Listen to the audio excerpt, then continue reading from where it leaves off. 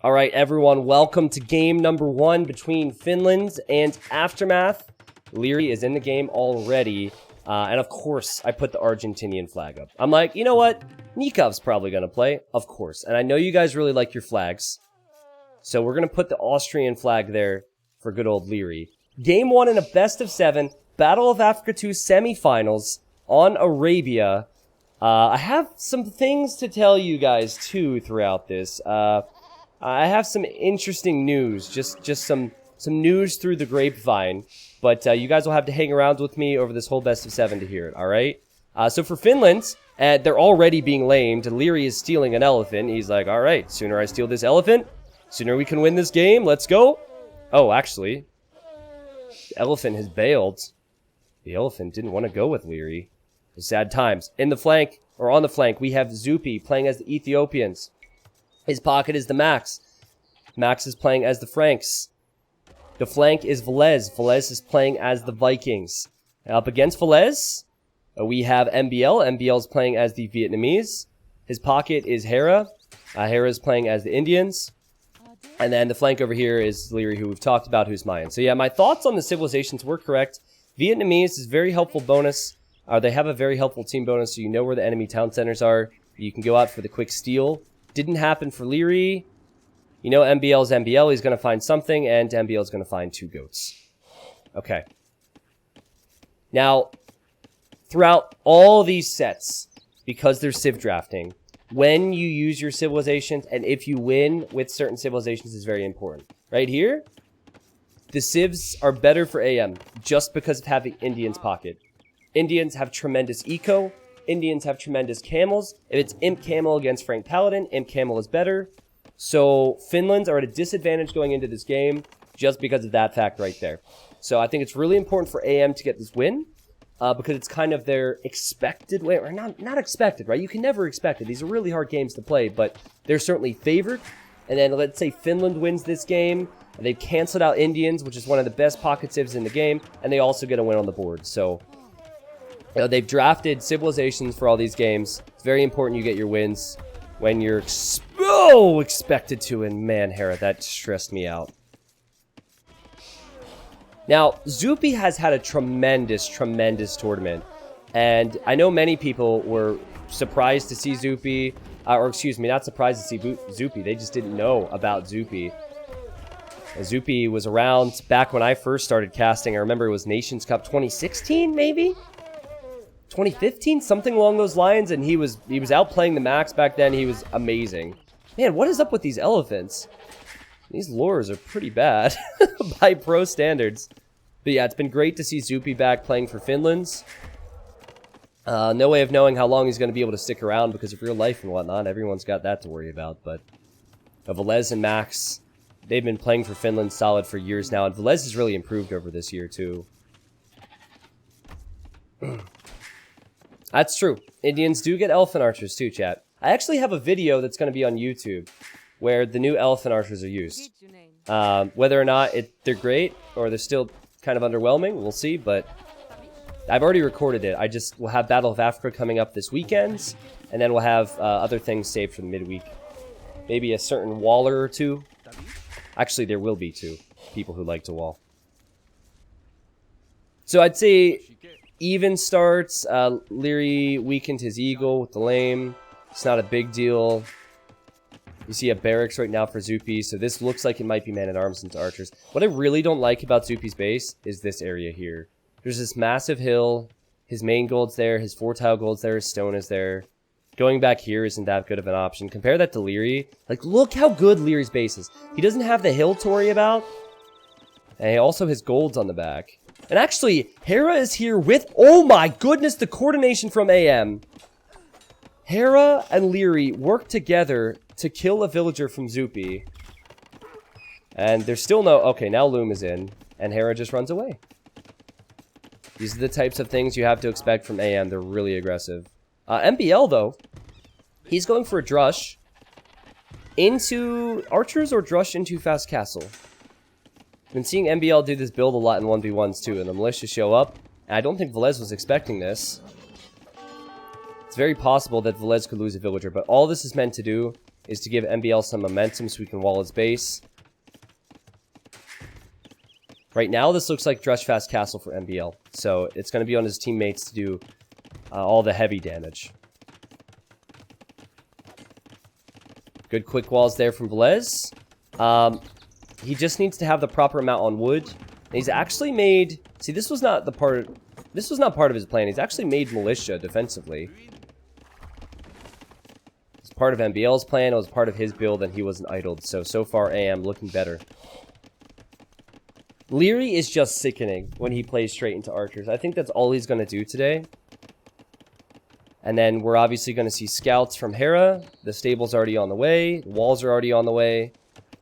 Again, really, really nice base. Doesn't even need his main gold. Could wall right into the edge of the map. Whereas Max doesn't really have that luxury, or at least it's going to be harder for him. And he'll be sending scouts forward too. Ooh! Oh! Hera will lose a Vil. Oh, wait a second. He's going to try. And fail the quick wall. That's a big deal, actually. More scouts could be coming soon. You could have maybe some archers from Zupi early running through there. And wow, Velez, he's running forward to Tower MBL, who is now on his way to feudal age. Guys, this is not Drush Fast Castle for MBL. This is just going to be Drush into archers. Kind of a weird build, not the best uptime for him. I don't think he's going to be able to pull off a fast castle behind all of this. Here come the archers for Leary. Here come the archers for Zupi. I like the way he's walling his base. He's playing extra safe right now. It's awkward, but you've got to do it. You definitely can't take the forward res. And Max is heading towards Hera. Hera obviously knows the scout is around. Hera will complete his walls. Yeah, Hera's base is amazing. He'll be fully walled in a minute. Which really gives him the luxury to move out. Which otherwise he might not want to do against Frank scouts, which are higher HP. Alright, MBL is building a defensive tower. And he's making walls. And Velez does have one archer range follow-up. So it's very uncommon to see a forward in team game. But I think it's working so far for Finland. MBL's tower is in range of the tower from Velez. And that tower will actually be bailed on. This is really not good for MBL. He can't take his gold now. And he's just going to be playing tower defense for a little while. You see Hera's moving over towards Zupi. Zupi's aware of this. And Zupi has archers in here. I don't think Hera can get through. And then Max is thinking about going towards Hera's base. Hera at this point is about to be fully walled. Maybe MBL's exposed, but the scouts would still have to run past here, and MBL is just quick walled, so. Yeah, getting walls up really important. Hera and Leary are actually working together against Zupi. And Fletching's already in for Leary. Good micro from Zupi. AM really want to pressure this area. Max is just waiting to see if Hera will think about taking that gold. Is Hera going to take that gold? No, okay, he's just letting the spears out. Okay. Well, I don't like MBL's start at all.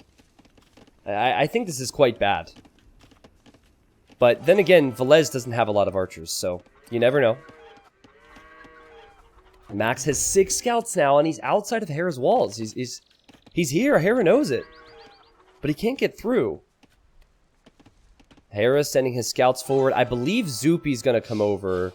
Like, someone's going to come over. Okay, Velez now. They're going to go and try and double Hera. 8 scouts from the Max. Hera could be caught in no man's land. If he arrives to the enemy and the enemy's already walled, it could hurt him. A good micro there from Hera to take out the spear. Velez will be fully walled in a moment. Max is already fully walled. And then Zupi is just open on the front. Illyri's just gone home at this point. I don't know if this hurts Hera that much, though, because he can still farm. He can still take wood. He can still take gold. Like, if pressure comes in. I don't know. Maybe it would be better to hit MBL. Think it would have been better for Velez to stay here and have Max join in. No, this is so sloppy. You should never do this. Don't wall the TC like that when there's this many scouts around. That's so bad. Hera will just run right by. TCs don't really hit scouts anyways. When you run properly. And okay, Hera, actually, of course, The TC doesn't hit the scouts, and then boom, boom, boom, 3 scouts dead. Of course. Of course. Curse the commentator. That makes me so angry, man. When that happens, the second after I say something, I jinxed it. Sorry. Anyways, Hera gets a Vil kill. I'm surprised he didn't stick around, though, but maybe he felt the need to send things home. Max is on the way to Castle Age. Guys, and Hera, he actually has Castle Age queued behind 2 villagers right now. That is not good. He needs to be Castle Age ASAP. He should cancel that Vil. He needs to be on the way to Castle Age. This all stems from MBL not having a lot of military. And now, obviously, Hera's going to have less. Max is about to have scale barding on the scouts, and he can engage against Leary's archers then. So Leary came to help, but now Leary needs to run. Oh, man. Finland's off to a great start then. It's always very dangerous. This is the exact same thing we saw over at Velez's base a moment ago. Hera, quick wall! Quick wall! Oh! The scouts have armor. I think it's worth it for Max to just toss away the scouts against Hera's Vils. Hera's going to lose so much here. He's lost quite a few villagers. Oh. I'm shocked that Hera didn't house wall that. Oh, no. Oh, and another one. Hera's down to 31 Vils. And Max is faster to Castle Age.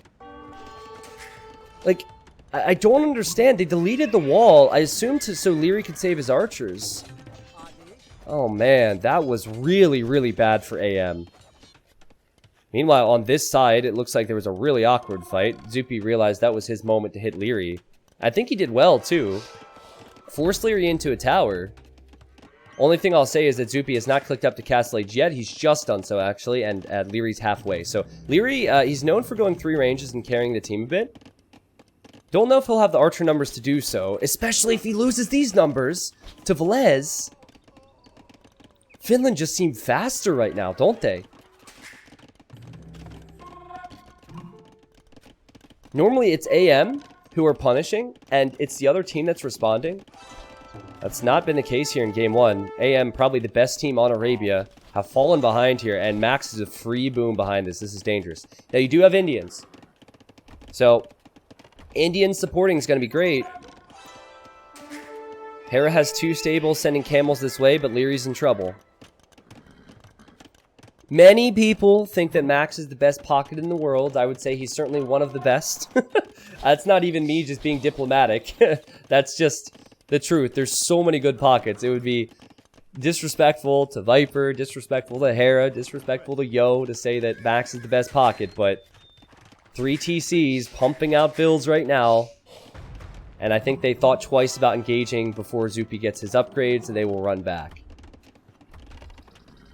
Leary will have crossbow and bodkin. Zupi won't have that. So yeah, this is the moment now for AM to push back a little bit. See the scores evening out. I think MBL, he's going to have a decent chance against Velez on this side, as he has quite a few units, and we'll bring that up in a moment. It's these hills between Leary and Zupi that are going to matter a lot today. I say today, like the whole best of 7 is going to be on this map. that would be a crazy best of 7. Same map, same civs. That wouldn't be boring at all. 10 knights for Max, 6 camels for Hera. Hera is 8 Vils behind, but Indian villagers are super cheap. That's the thing. So you can afford to get upgrades, to create Vils. Leary actually has less ranged units. Velez is over here. So MBL's moving out alone right now. It's down to Finland to track that, because here he goes, maybe towards Max. It doesn't seem like the strongest army, though. Leary loses some numbers. It's kind of awkward for both teams now, but at least Finland's together. All 3 Finnish players together on the hill. They have to know that Max is going to have that eco lead, so maybe there's no reason for them to push out right now. Maybe they need to wait until Max gets to 65, 70 Vils, and that's normally when you see a 3rd and a 4th stable come down, and more knights. Maybe that's the point where they go for a crazy attack. I just saw a signal from Velez. I think he spotted MBL, so they know MBL's over there. And AM, they do not want Max to go over there. because then MBL will be wiped up. So Hera attacking the archer range. Such an insane bonus. His camels do so well against buildings. Yeah, it's just stupid. You can't realistically take engagements when Indian camels are here. Leary's 1 TC eco. It's 1 town center eco for him and also for Zupi, but Zupi is only on 2 range production. Very close game now. And MBL's coming from the other side. MBL's coming from the other side. Velez doesn't have that much here. This might be AM's chance. Can they take the hill? There's full armor on the camels. Leary should have tremendous micro behind, and MBL will just micro down all the crossbows just like Leary's doing. After that, Max will remain with knights, but what knights? Yeah, he has to leave. Great job. MBL just looped all the way over here. I don't think Finland were expecting that. Velez has all this military, but he wasn't tracking MBL properly. That's going to hurt the Max, and it's going to put more pressure on the guy who is the hope for Finland today. 71 villagers. That hurts big time. Now, Velez does have a really good economy with Vikings. He is on 3 TCs. So he is doing well enough to come over with a lot of units to help out Max. But that means Zupi's going to be hung out to dry now. And now Zupi has lost a few villagers. So you look at Leary, he's safe again. Hera's safe again. MPL's safe again. If that was just knights, if it was a knight save, if it wasn't Indian's pocket, I don't see AM having the potential to do what they've done to come back here. Just the power of Indians. Notice how Max, with more economy, is just now able to afford +2 defense. Hera's had that already because his vills are so cheap. It just doesn't matter. He'll have the food to do whatever he wants to do. Max has to leave this gold. Indians, at least on this patch, I don't know if it was changed. We're actually playing on 2 patches ago. Did a lot of damage versus buildings, so you can take out those stables pretty quickly. MBL's not getting attacked unless you think that house being there is an attack. To the person who's asking about that. Remember, Velez went forward, so he has some buildings there. How do you kill this? How do you kill this? This is amazing from AM. Does it even matter that Max has 20 more vills if he can't build things? If he can't fight? I don't think it matters. Hera's on 2 TCs comfortably, actually. It's alright, I was expecting a 3rd. But yeah, he's going YOLO. Leary's going YOLO. This has got to change at some point. Zao. I think they need to get somebody in the next stage, and it's probably Velez. Alright, Zupi's like, uh-oh. Like, Zupi really wanted to help. Oh, no. Oh, this is going to be so bad. Because he can't quick wall it either. So now all 3 AM players are coming this way. At least Max gets to breathe a little bit. And Velez still hasn't been hit. Let's see how much damage AM can do. All things considered, I mean, it's not that bad, but he can't... His map is quite disgusting. He can't take his golds comfortably. Max is making more knights behind all of this. Velez is over here. There's not a single AM player who has clicked up. Leary has how many crossbows? 57 crossbows. And he's about to click up to Imp. Disgusting. I think it now becomes very important that Leary keeps the numbers alive. Because if he loses them, and Velez is then in the Imperial Age, he could be behind. But I think he can hold with this many numbers. What's Velez have? 30. That house is bothering me too, though. It's always a habit of mine to look at the minimap. And now I'm looking at a minimap and seeing a house and going over there. It's completely useless. Well, it's going to be Velez who's losing numbers. Well, maybe. Maybe. Max has a lot more knights than Hera has camels now. Hera has a lot of green in the middle, but he doesn't have any support here. And then also here comes Zupi. So I think Leary's going to lose at least 1 batch of crossbows. You would expect anyways. Interesting that Max has gone for scorpions. I think that's helping a lot. And maybe Hera's arrived too late to this fight. That's the second monk that has died. 2 crossbows as Leary is microing. This is crazy. And what's MVL up to? I'm feeling a forward castle. I feel like MBL, maybe it's too late now, but I feel like he might go for a forward castle. MBL, he's actually 75% of the way to the Imperial Age, so the flanks for AM are on the way. It's just Hera who has that rough position right now after those eco losses he took early. And also, Hera had to all in on two TCs. He just now added the third TC, so he's looking at 93 vills and Max is 115. So I think the military options are going to be way, way stronger for AM. And they're going to have big waves of momentum from the flank players. So if they can make that happen, that's good. If it drops off at all, if Leary's not able to kill, if MBL's not able to kill, then maybe Max coming into the game with Paladins could hurt them. But, I look at Zupi's Hill, I just hate it. This is the worst map you could have for Arabia. All the other resources for Leary, except for maybe this one, was on the back. And he has Arb, he has Chemistry. This might even be Obsidian Arrow territory. Yeah, Velez is doing the right thing. Velez is coming over here to help. Now, the concern with that is that MBL is going to be able to mass castles and maybe go for Rattan Archers. Ah, poor Zupi. Feels bad for Zupi. I wouldn't want to be up against Leary, that's for sure. But then also this map is tough.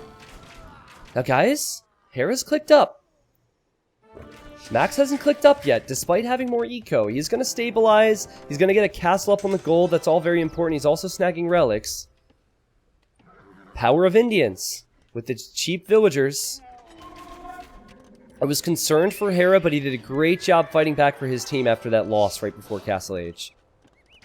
Here's MBL, and MBL will build a forward castle over here. And that's all because Velez has to be on the other side to stabilize for Zupi. The recognition from MBL and Aftermath to pressure the left now has been huge. But I don't know if Leary's going to be able to continue this push on the right. It seems like he's doing a good enough job. I'm waiting. No, man, this is bad for Finland. Velez is running away. He doesn't know where to be. He needs to be at home, but he also needs to be here. I don't know, maybe Max can save them? Maybe? I think Velez is taking too many losses now. Velez has 30 military. He has 30 idols, only 86 vills. Just like MBL to go into stables as Vietnamese. Just like, yeah, let's just make light cav. And now a forward castle for Leary. It's all on Max. Max has to choose a side. I think the score is pretty deceiving. The only reason the score is so even is because Leary is on 1 TC eco. He's just now adding a second TC, but he's only at 65 vills. But he's at 65 vills, whereas Zupi's at 65 vills. Leary's an imp with a lot of useful army. Zupi's in Castle Age with a lot of useless army. Elephantos! He's actually making elephants. That's hilarious. He's also around in the backside with the Arbs. Who needs rams when you can make elephants? So much teal on the minimap. There's so much blue on the minimap. There's so much green on the minimap. Poor Zupi. Zupi! Ugh. And now Leary's just going to take all the golds. Now the pressure will go in towards Max. I feel like they should just take out Max's stables.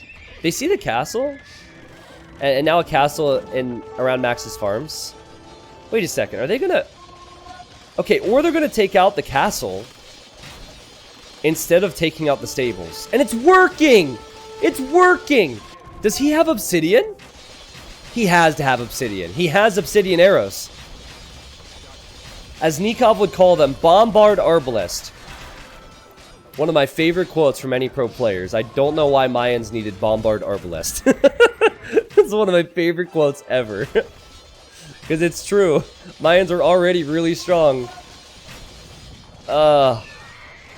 Max is losing his production. You know it's bad when you're researching masonry because of Arbalest. Not to mention that the camels do really well. And the GG is called. AM come back. They get a win they probably should get because Indians, but guys, This was not about Indians versus Franks. I think this came down to how Leary played against Zupi. Like, Leary's 1 TC Imperial was sickening. Zupi, there was some unfortunate moments for him, right? He lost the Villager in Dark Age. Also, he had an awful map. It's one of the worst maps I've ever seen in Battle of Africa 2. But, like, Leary, he didn't boom. He didn't wall heavily. He just went full aggression, and it worked. MBL didn't have the best start, but man, did he recover. MBL with 170 pop, a forward castle, elephants, arbalest. It was all over the place. And then I think Finland, they did what they could. But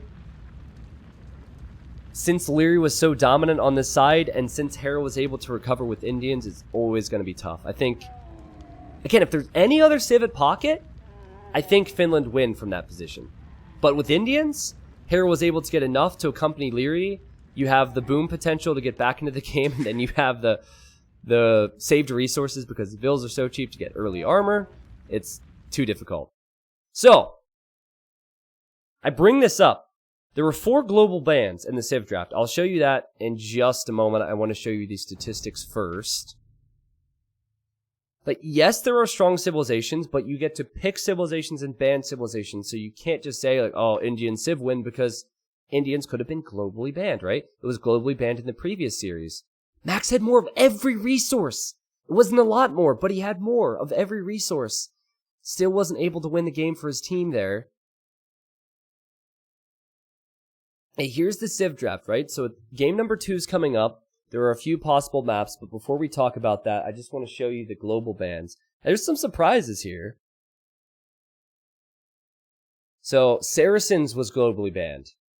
Can you guys see? Okay, so the Civ over here on the left is Malians, alright? You can see every other Civ. Saracens was globally banned. That's something that AM have picked frequently. Cumans were globally banned, Britons were globally banned, and Khmer were globally banned. But if you felt like Indians was a problem, you could have either picked it first, and it wasn't even picked that early, or you could ban it. Alright, so the maps that Finland picked were African Waters and Grand Barra, so it's likely they'll go for those. However, they could go for the maps that AM picked, Colosseum and Desert Slope. African Waters, there's quite a few boars in the middle. We might see Rubenstock join in there, and that map is just another map where it's about freeing up the pocket to go for a crazy boom. I think Max will likely have Persians there. Let's assume it's African Waters next, and let's guess civilizations. So no Mayans, no Vietnamese, and no Indians, and then no Franks, no Vikings, and no Ethiopians, right? So this is what I expect on African Waters. I think Finland will go Persians. They don't have Berbers, right? Yeah, they'll go Persians. Goths. I think we'll see Goths here. And then maybe Aztecs.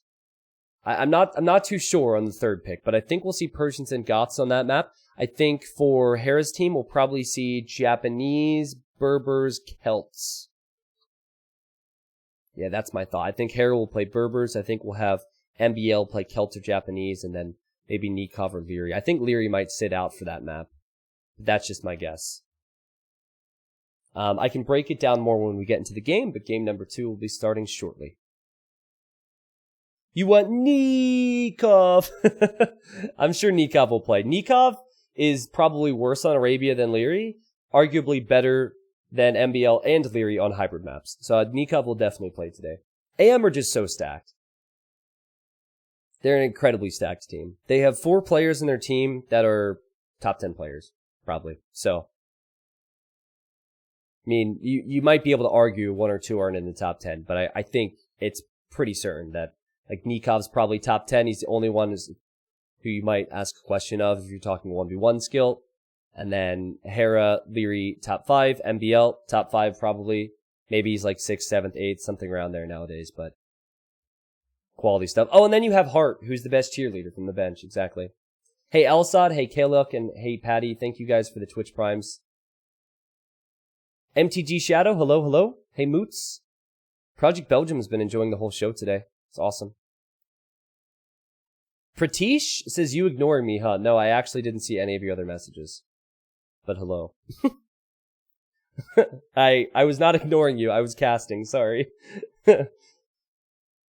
Beals. No. This is the second semifinal. So Yin Yang and Secret already played. I think at this point, I'm going to ask that people are a little hush-hush on results for people who want to rewatch it later. We're not going to heavily enforce it, but just don't be that guy to ruin someone's fun if they want to watch that later on in the day. Excuse me. Adam says, don't worry, he ignores me all the time. Well, that's intentional, Adam. That's because I know you. I know you can't be trusted. Hello, Feast on My Sack. Welcome to the channel. Oh, God. Notice me, T90. Hello. Hello, Dave. What a weird username.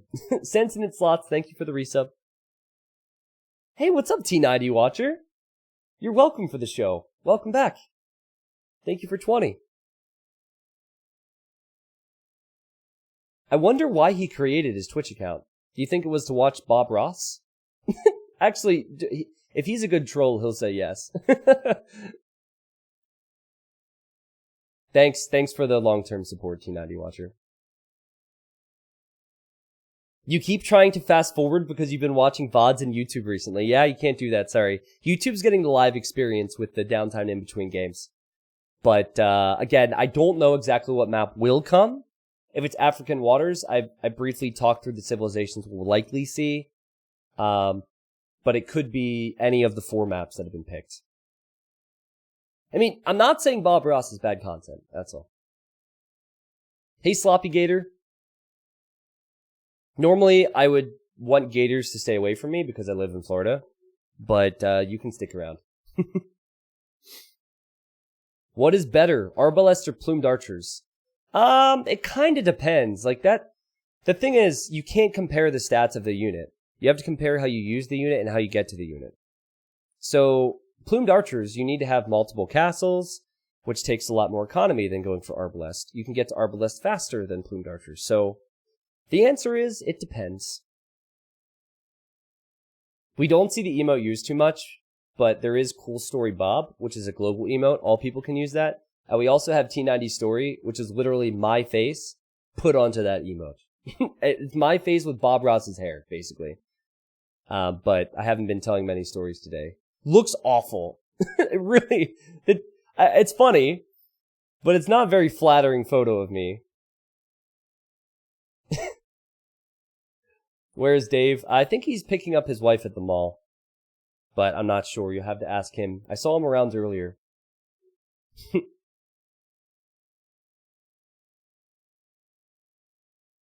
What's one AoE-related non-troll question you won't answer with it depends? I don't know. That's not specific enough. It depends. Like, that's not specific enough. I don't know. You guys have to be more specific. Or ask better questions. It's your fault. Our house is worth it. Yes, there we go. Yes, they are worth it. Definitely. Is it better to be Dark Age or Imperial Age at 30 minutes? See, I need more details. Because technically, you could be imp with you could be imp with 1 villager, and Dark Age with 100 villagers, and Dark Age would be better. You're just testing me at this point. You know what you're doing, chat. I don't think we'll see that in the next game. If we see Beach Fight, African Waters, we're going to see one of the Finnish players, and I think Rubenstock might come in here, build a barracks really early, make a lot of militia and Dark Aids to try and be annoying, and I think you'll have the other flank do the same, so probably Velez. While Max booms. There's water on this map, there's hunt on this map, it's really complicated. And everyone's right in the middle. So I'm going to get everything I can out of the way about African Waters now.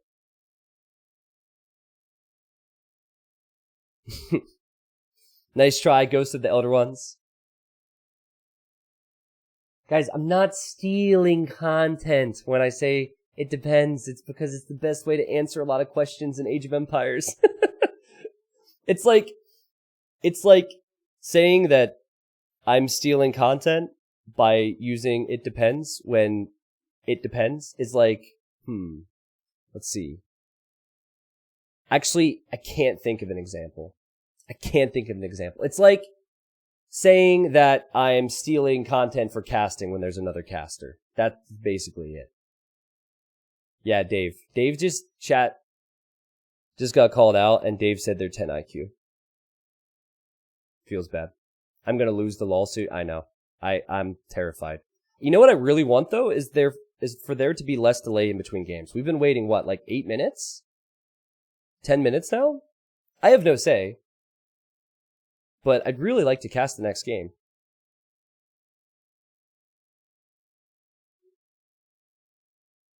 What's our view count at right now, chat? My hope is that we could hit 10,000 this weekend. It's going to be really, really tough, though. Yeah. I'm really happy with viewership regardless. To have over 1,000 is amazing still. Okay, 6.8. We've been maintaining that. Cool, cool. Well, thanks for being part of it, guys. Yeah, I don't have a lot of filler content here. And if I knew what the upcoming map was, which I could know if they at least gave me the recorded game, but I don't have it, I could maybe talk about the strategies more. I just feel like if I spend 10 minutes talking about all the 4 potential maps, I'm going to have to repeat 3 of them later on anyways. Oh, game 2, let's go! Hype time, let's go. Like I said, I think African Waters is a good one. It's one that AM... I can't say they struggle on it, because they haven't really been shown to struggle on any of the maps. But they're probably not going to be as happy playing this as playing a map which is less messy. So, Finland's, they might bring in Ruben stock. They might release the stock. And game 2 on, say, Grand Barra. So look, I just spent 6 minutes talking about how it could be African Waters and it's Grand Barra. So now I have to talk about the strategy here. Okay. So it's alright. We got the African Waters out of the way. I just kind of proved my point why I can't talk about what's going to happen if I don't know what the next map is. And Finland have gone for Grand Barra, game number 2, best of 7, semifinals, and Battle of Africa 2. It's been a long day today. We've had some waiting periods. We've had epic games. We already know one team that's going to be in the finals tomorrow in the best of 9.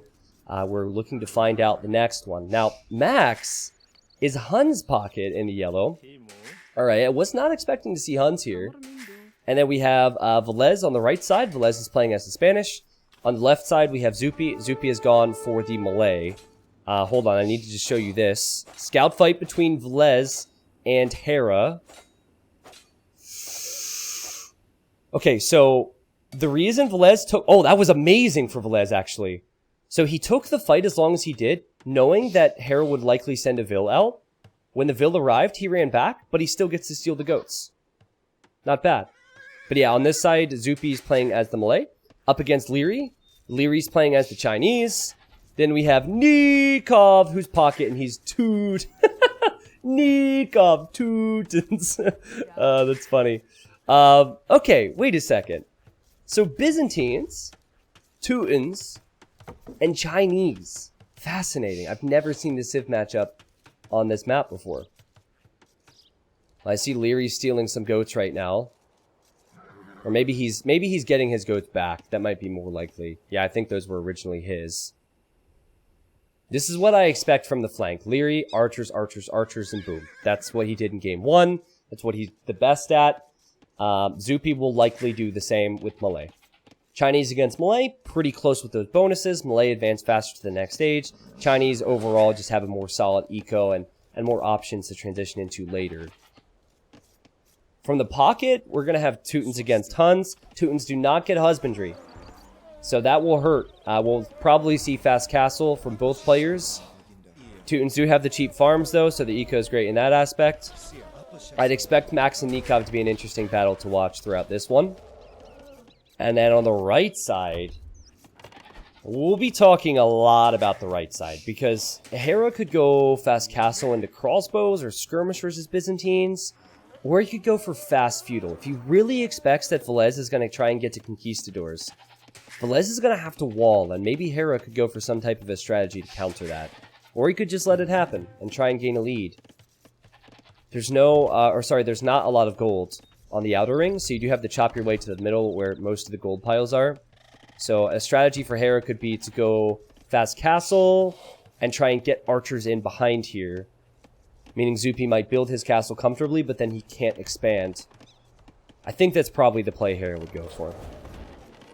I very rarely see Hera go for aggressive feudal age strategies unless there's a guarantee of it working. I think he's definitely a player now who's more macro oriented than ever.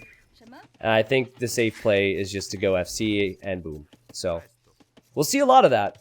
We might not even see feudal age archers for Leary and for Zupi. We might just see fast castle for both of these. But no, the risk is if you only go for palisade walls and you don't have archers, the archers break down the walls, and then you're kind of screwed. So far from the build, it could be either. It could be feudal age archers, or it could be FC. I think it's probably going to be FC for Leary. He's sending more... nothing about this build says FC yet. We need to wait to see if he drops off food. Because everything he's done is something you would do if you're going straight archers. But again, I'm assuming fast castle. Yeah, he added more bills. Okay, so fast castle for him. And then Zupi still adding more villagers is pretty common for Malay. I'll keep you updated, chat. I'll keep you updated. Anti-ham and cheese. You can't tree hop on these types of trees. So the only way that you can build palisades over trees is if they're not part of a forest. And I think baobab trees, or at least the baobab trees on this map, you cannot chop and then place palisades over. As far as I'm aware. I've seen it attempted, it has not worked, but like maybe there's one tree out there you can build a palisade over. Siege tower, you know what? This is from a patch 2 months ago. I don't think they could use siege towers without the game crashing. I could be wrong, again, but if someone uses a siege tower, I think the game would actually crash. Not that siege towers are really a great move to go for. I think it's too expensive because the siege workshop is 200 wood, and the siege tower is a lot of wood and gold, and then you might just arrive on the other side to not be able to do anything. But yeah, I highly doubt we'll see siege towers. I think that's fixed now. From what I've been told, that's fixed on the most recent patch. But this is a patch from 2 months ago. They wanted to use one patch throughout the entirety of the tournament.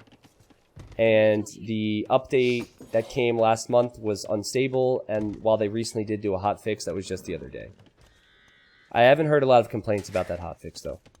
So booming, booming, booming, booming, booming, booming, booming, booming, booming. Fast castling, pushing deer or ostrich, eco. All leading up towards what will be a crazy game 2 in the Imperial Age, most likely. Oh, okay. Alright, Leary lost his scout. Zupi's housed, which is really bad, too. And what is it? Wait a second. What is his build? Why is he in... Is he building a range?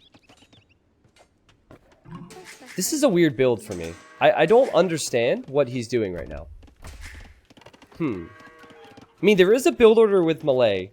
Because you advance faster to feudal, right? So there is a build order with Malay where you go to feudal age to get your eco tax right away. And then you can still have a solid castle time behind it. But...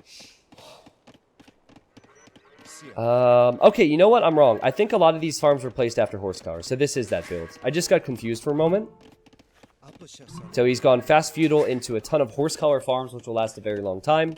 It's a bit awkward because you are going to need to make archers later. Leary's going to start making archers a bit earlier, but Leary's eco will not be as stable. There's a stable for Nikov. He's going blacksmith stable, and he will have the res to click up to Castle Age, and he will chop through here now, and then he'll try and get fills out to the goal. Similar thing for Hera, I'm sure.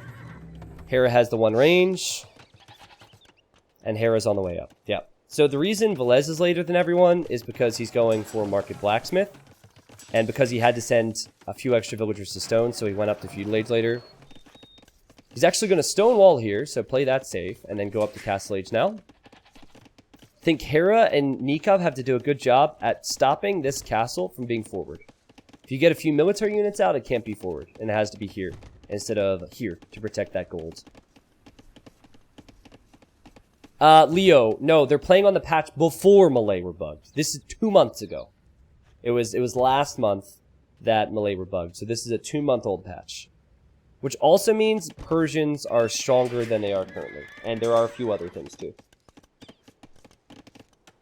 But for the most part, there weren't any big changes. Like, there's not anything that's really important to bring up. But yeah, Malay's uptime not bugged on this patch. Okay, so now he's going to make some archers. See how Zupi's food count is climbing now? Now Leary is 60% of the way to the next stage. He only has 1 range. But I'm thinking it's going to be macro, macro, macro. So I think instead of going for fast university into ballistics, Leary's instead going to build a TC. And probably the same for Hera. All about eco. Players are so good at defense nowadays, it's probably one of the most important things. Same exact build for Max. Only Max has faster producing stables. And I think has the better knights as the game goes on. Yep, here you have Nikov. Okay, the difference though is that Nikov is building a TC. Oh my god, do you see that? Okay, Nikov's quick there. It wasn't even that bad of a situation, it was just 1 scout. But Nikov's building his 3rd town center on the golds. His 2nd TC on the wood line. Whereas Max is building 3 TCs here. All the players are trying to scout to see if villagers are going to run from the wood lines towards the middle. Azupi just signaled to point out where Leary's chopping wood. Leary just ran forward. Actually, did not commit to going forward at all. I think instead it's going to run back. And now we have the knights meeting in the middle.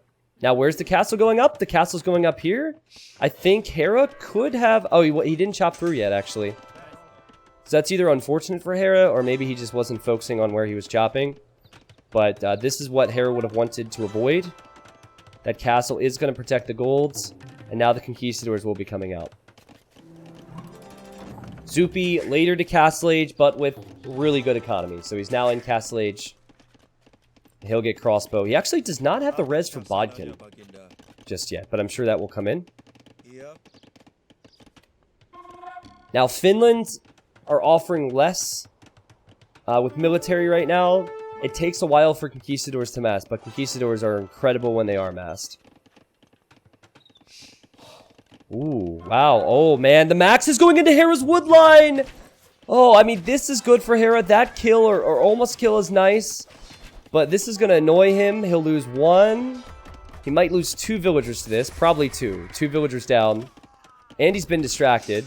Now he has a beautiful quick wall there. Oh no, the quick wall failed! So he'll lose that villager as well. And the university's delayed. So ballistics won't be as fast. Hera got hit by Max in game 1 as well. So that's not the first time. And now Leary could be in trouble. Because Zupi's here. But Leary's microed like a god so far. Microing with less numbers and ends up holding so we can get that TC up. That's amazing. Alright, Zupi stutter steps a little bit. He's thinking about it. Probably expects the TC to go up. Might get 1 pick off. And, well, actually, incredible job. Does he have ballistics now or what? Oh, he must have ballistics. Oh no, now he's getting ballistics. Okay. Alright, well, 49 villagers for Max, and it's 48 for Nikov, so those two are pretty close. Was not expecting to see Finland taking so much initiative there. It's kind of unlike Finland to do that. Why does Leary have a random villager coming this direction? Was she dead? Leary, what? I don't understand. Oh, you know what? Maybe his gate was locked and he tried to send a villager out. And it pathed the whole way around to go through Nikov's gate. That's the only thing that makes sense! And now here, the monk goes down for Nikov. And Hera's there with crossbows, but Velez is on the move. Maybe Velez can make it out of here.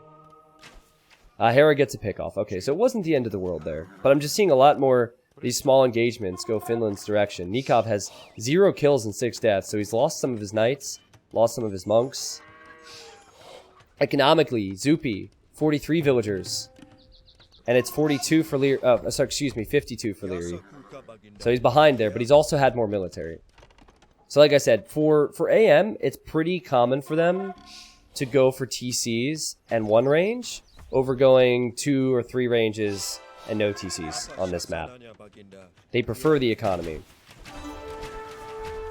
Hera has 8 crossbows against 8 crossbows from Zupi. Players can out-micro ballistics nowadays. Hera's known for his micro. This is as even as it gets. I see the Knights from Max are still running around. And I now see, oh, Hera was distracted by the fight. And he lost villagers there again. Okay, so Hera's at 47 vills. And it's 48 for Velez, the guy who had to build the castle. So normally the person who builds the castle is behind an economy. That's not the case right now. Pretty close overall, though. I think imp times are going to be huge. Actually, Zupi only has 4 on food right now.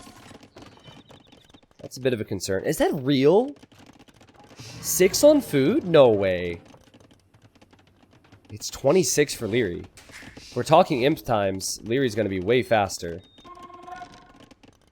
Remember, Zupi was up against Leary in the previous set, or previous game, and did not have the best game. However, here, oh man, Leary's just not in position! Oh, he quick walls. Yeah, wow, I'm surprised he didn't lose more. What? What? Leary, stop it! Yo, Al microed so many volleys there, and now Nikov comes in to accompany Leary. Zupi does have the hill, and also keep in mind, oh god.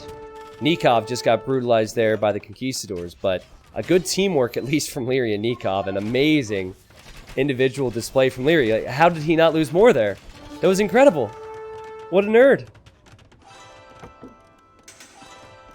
But time and time again, I'm seeing Finnish armies arriving to the economies from Aftermath. And even these knights got in a long time ago. They killed that one villager from Leary. Look at Nikov's losses. Max is at 89 villagers, Nikov is at 78, so this is all good stuff. And they might even trap these Conquistadors, but the economy's better for Max at least. Oh god. See, now you have to ask, was it worth it? Was it worth it to lose all these Conquistadors, which are so expensive? Yeah, I don't know. Holy mills for Nikov. Holy mills, he's starting to farm. I think Max will probably either put his foot on the gas with more knights soon or click up soon. 2 castle production of Conquistadors for Velez incoming. Leary's gonna have to carry again, isn't he? Leary is an incredible player.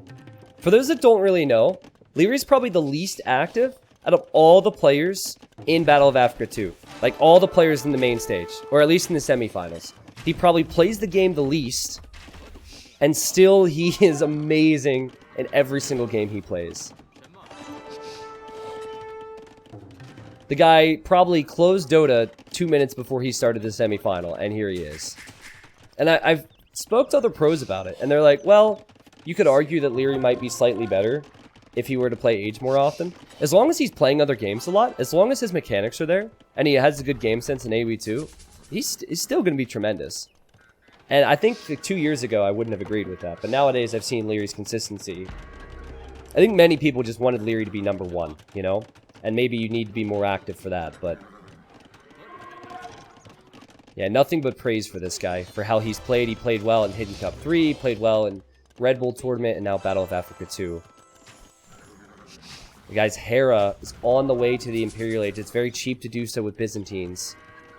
He hasn't done a lot in this game, except lose villagers, helped out a couple times against Nikov. Oh my god! Hera's not here! Hera's not here right now! Oh, I don't know how many monks Nikov has lost, but probably half a dozen at this point. And there's Conquistadors on the other side of this. Leary could get trapped. Alright, good job from Nikov. He uses his +2 knights to take out the Maganel. But there's conks, there's crossbows, and there's knights. Leary will lose everything. Leary will lose everything. Nikov has to run away. Hera he's going to be in the Imperial Age, but he doesn't have a lot of numbers. I think it's a risky move to go imp with low military numbers on this map when there's so much map control to be gained with golds. As Nikov runs, and barely running because he doesn't have husbandry. He's losing knights, and now you see a defensive castle for Leary, who now doesn't have army. And that castle is going to be a good castle. It should go up, but they're still going to lose some numbers before the castle goes up. Really good moment for Finland. Zupi still hasn't clicked. Thankfully, with Malay, he could bail himself out a little bit. I think this is a poor decision from Hera to leave the Arbs there. I think he's very much focused on the other side. But Hera sent a group of Arbs over, lost them. Leary lost the crossbows. Nikov lost a lot of knights. Nikov isn't imping, and Max is about to be in imp. Okay, Hera... He doesn't have anything to push castles right now. It's gonna hurt. And here he comes with Arbalest. It's like, oh yeah, we got this, we got this. Let's go down here, let's hit the gold. Let's use our tech advantage. But then he needs to help over here, and there's a castle there anyways. Nikov has just clicked up to the Imperial Age. Hera's gold's exposed. Finland will be loving the fact that the Max has had almost a free boom in this game. Max has 26 kills and 10 deaths. Just look at the KD for the AM players. Maybe this is the moment, though, now that they have ARP. Now it's their turn. Can Nikov take an engagement against Zupi before Zupi gets his upgrades? Actually, this isn't that bad for Zupi, because Hera's the most dangerous player on the enemy team, and they're taking Hera's numbers out. And now Max comes in to help, and Max is about to complete armor. And Max will have Cavalier too, but Max says, okay, let's back up. In the end, pretty good for Hera and pretty good for Nikov. I'm just seeing a lot of forward castles, a lot of map control for AM. The player I'm worried about for, and I meant Finland when I said forward castles. The player I'm worried about is Velez. I don't know if he's going to continue with Conks. It kind of seems like he is, but Conquistadors aren't quite as good in all situations in the Imperial Age. Especially up against Byzantines if they could mix in a lot of skirms with their Arbalest. However, that's going to be fine if Max has Paladin. He'll have Paladin at 36 minutes. 58 farmers. You compare that to Nikov, who's at 54, but Nikov is just now about to click Cavalier. He will have Cavalier after Max has Paladin. Oh no, Leary! Someone's gonna get hit by this. I think it's gonna be Leary. They're all kind of waiting to know where Finland are gonna strike. Okay, Leary notices this. He bails on the castle idea. I see Hera's gonna prep some Halberdier. That's a good move. Byzantines can field a lot of military. If you combine 50 Arbalest with 50 Halbs, it can still be tough for Finland. But Hera doesn't have mobility. Hera's on the other side now. We talk a lot about the Max and how beastly he is with his Paladins. And here it is. Paladin before the enemy has Cavalier. Good luck, Aftermath. This is sickening. See, the castle's going to go up. But that castle will not stay up if there's two Trebs behind this. They have nothing to take out those trebuchets. If Nikov wants to move out... Oh, and it's a down castle too! This castle doesn't even complete! My goodness! Zupi's here with numbers. Velez is here with numbers. Max is here with numbers. And Nikov's getting Paladin, but how much ground are they going to lose while they wait for that? And is it too little too late? See, if Hera contributes with Halberdier, there's enough Arbalest and there's enough Conquistadors out here where the Halberdier won't even get in close. Unfortunately for AM, they had a choke point, which helped them. But Max will continue the flood. Look at that queue, guys. Max is making the siege for the team. He's getting conversions right now against Teutons, or trying to, thanks to E on the pathing. They just have to keep on pushing. Now for Leary, he's only at 126 pop, and that means about 30 army. I think he wants Elite Chukunu, but if he wants Chukunu, he's not going to be able to make those without the castles, and he can't take gold. This is the only gold he can take. Look at the yellow on the minimap. The Max is playing out of his freaking mind right now. And props to Hera, man. Hera's doing everything he can to help. But it's a team game, right? And if 2 out of the 3 teammates are behind, Kind of similar to what we saw in game number 1 on Arabia. Good luck. Max wants to drop a castle there. This is ridiculous. This game started so slow. There's so little happening at the start. All building towards the economies that will give them these armies. Nikov can't take gold. So you can try and trade. This is where you have a 3% chance of winning this game, honestly, because you can try and trade, but trade takes so long to kick in, and you need to have gold to make trade. And yeah, okay, well, Leary's like, nope, there's no way, I don't have gold. The GG is called, and Suomi respond 1-1. Okay, so big thing for me here. Velez went for conquistadors. It takes a lot to get to conquistadors. You have to go FC, your castle age later, and then you have to build a castle, which is 650 stone, before you have any military. Leary went archers. Hare went archers. Nikov went knights. In theory, they should have done more early damage, but what happened instead? Max hit Hera, sniped 3 villagers, delayed Hera. Then, Velez and Max were on Nikov, delayed Nikov. Leary got hit by Zupi once or twice. So, I don't know if it was too much booming for AM. Should they have put their foot on the gas a little bit more? Or was it just Finland being creative with finding the gaps to hit? I'm not sure, but with the strategy that AM chose in this game, it did not make sense to me how they were the ones receiving damage early, because they weren't going for the more expensive technologies. Now, you'd expect Huns to be better than Teutons just because they don't have to build houses. It's so flexible. The stable production speed's insane. Not to mention that Teutons are just kind of awkward to play. You could say that Nikov maybe could have got more conversions, but I think he felt the need to get them because they were already falling behind. Yeah, that's pretty much all I have to say about that, but that was just amazing execution from Finland, and the Max is a god. The Max is a god of the game. 24,000 food in a 39-minute game, and 16,000 gold collected. The Max had 3 relics on top of having Paladin. You just can't let Max boom like that. Incredible. Alright, well, score is now 1-1. I talked about African Waters before game 2. We're not, or it's unlikely we'll see African Waters because Aftermath now get to pick maps, and they had initially picked Coliseum and Desert Slope. Now, I've been streaming for 4.5 hours, and I need to take a really, really quick break, okay? So you guys can tell me what map and what civilizations you think you'll see next. Twitch chat knows all. I'll be right back.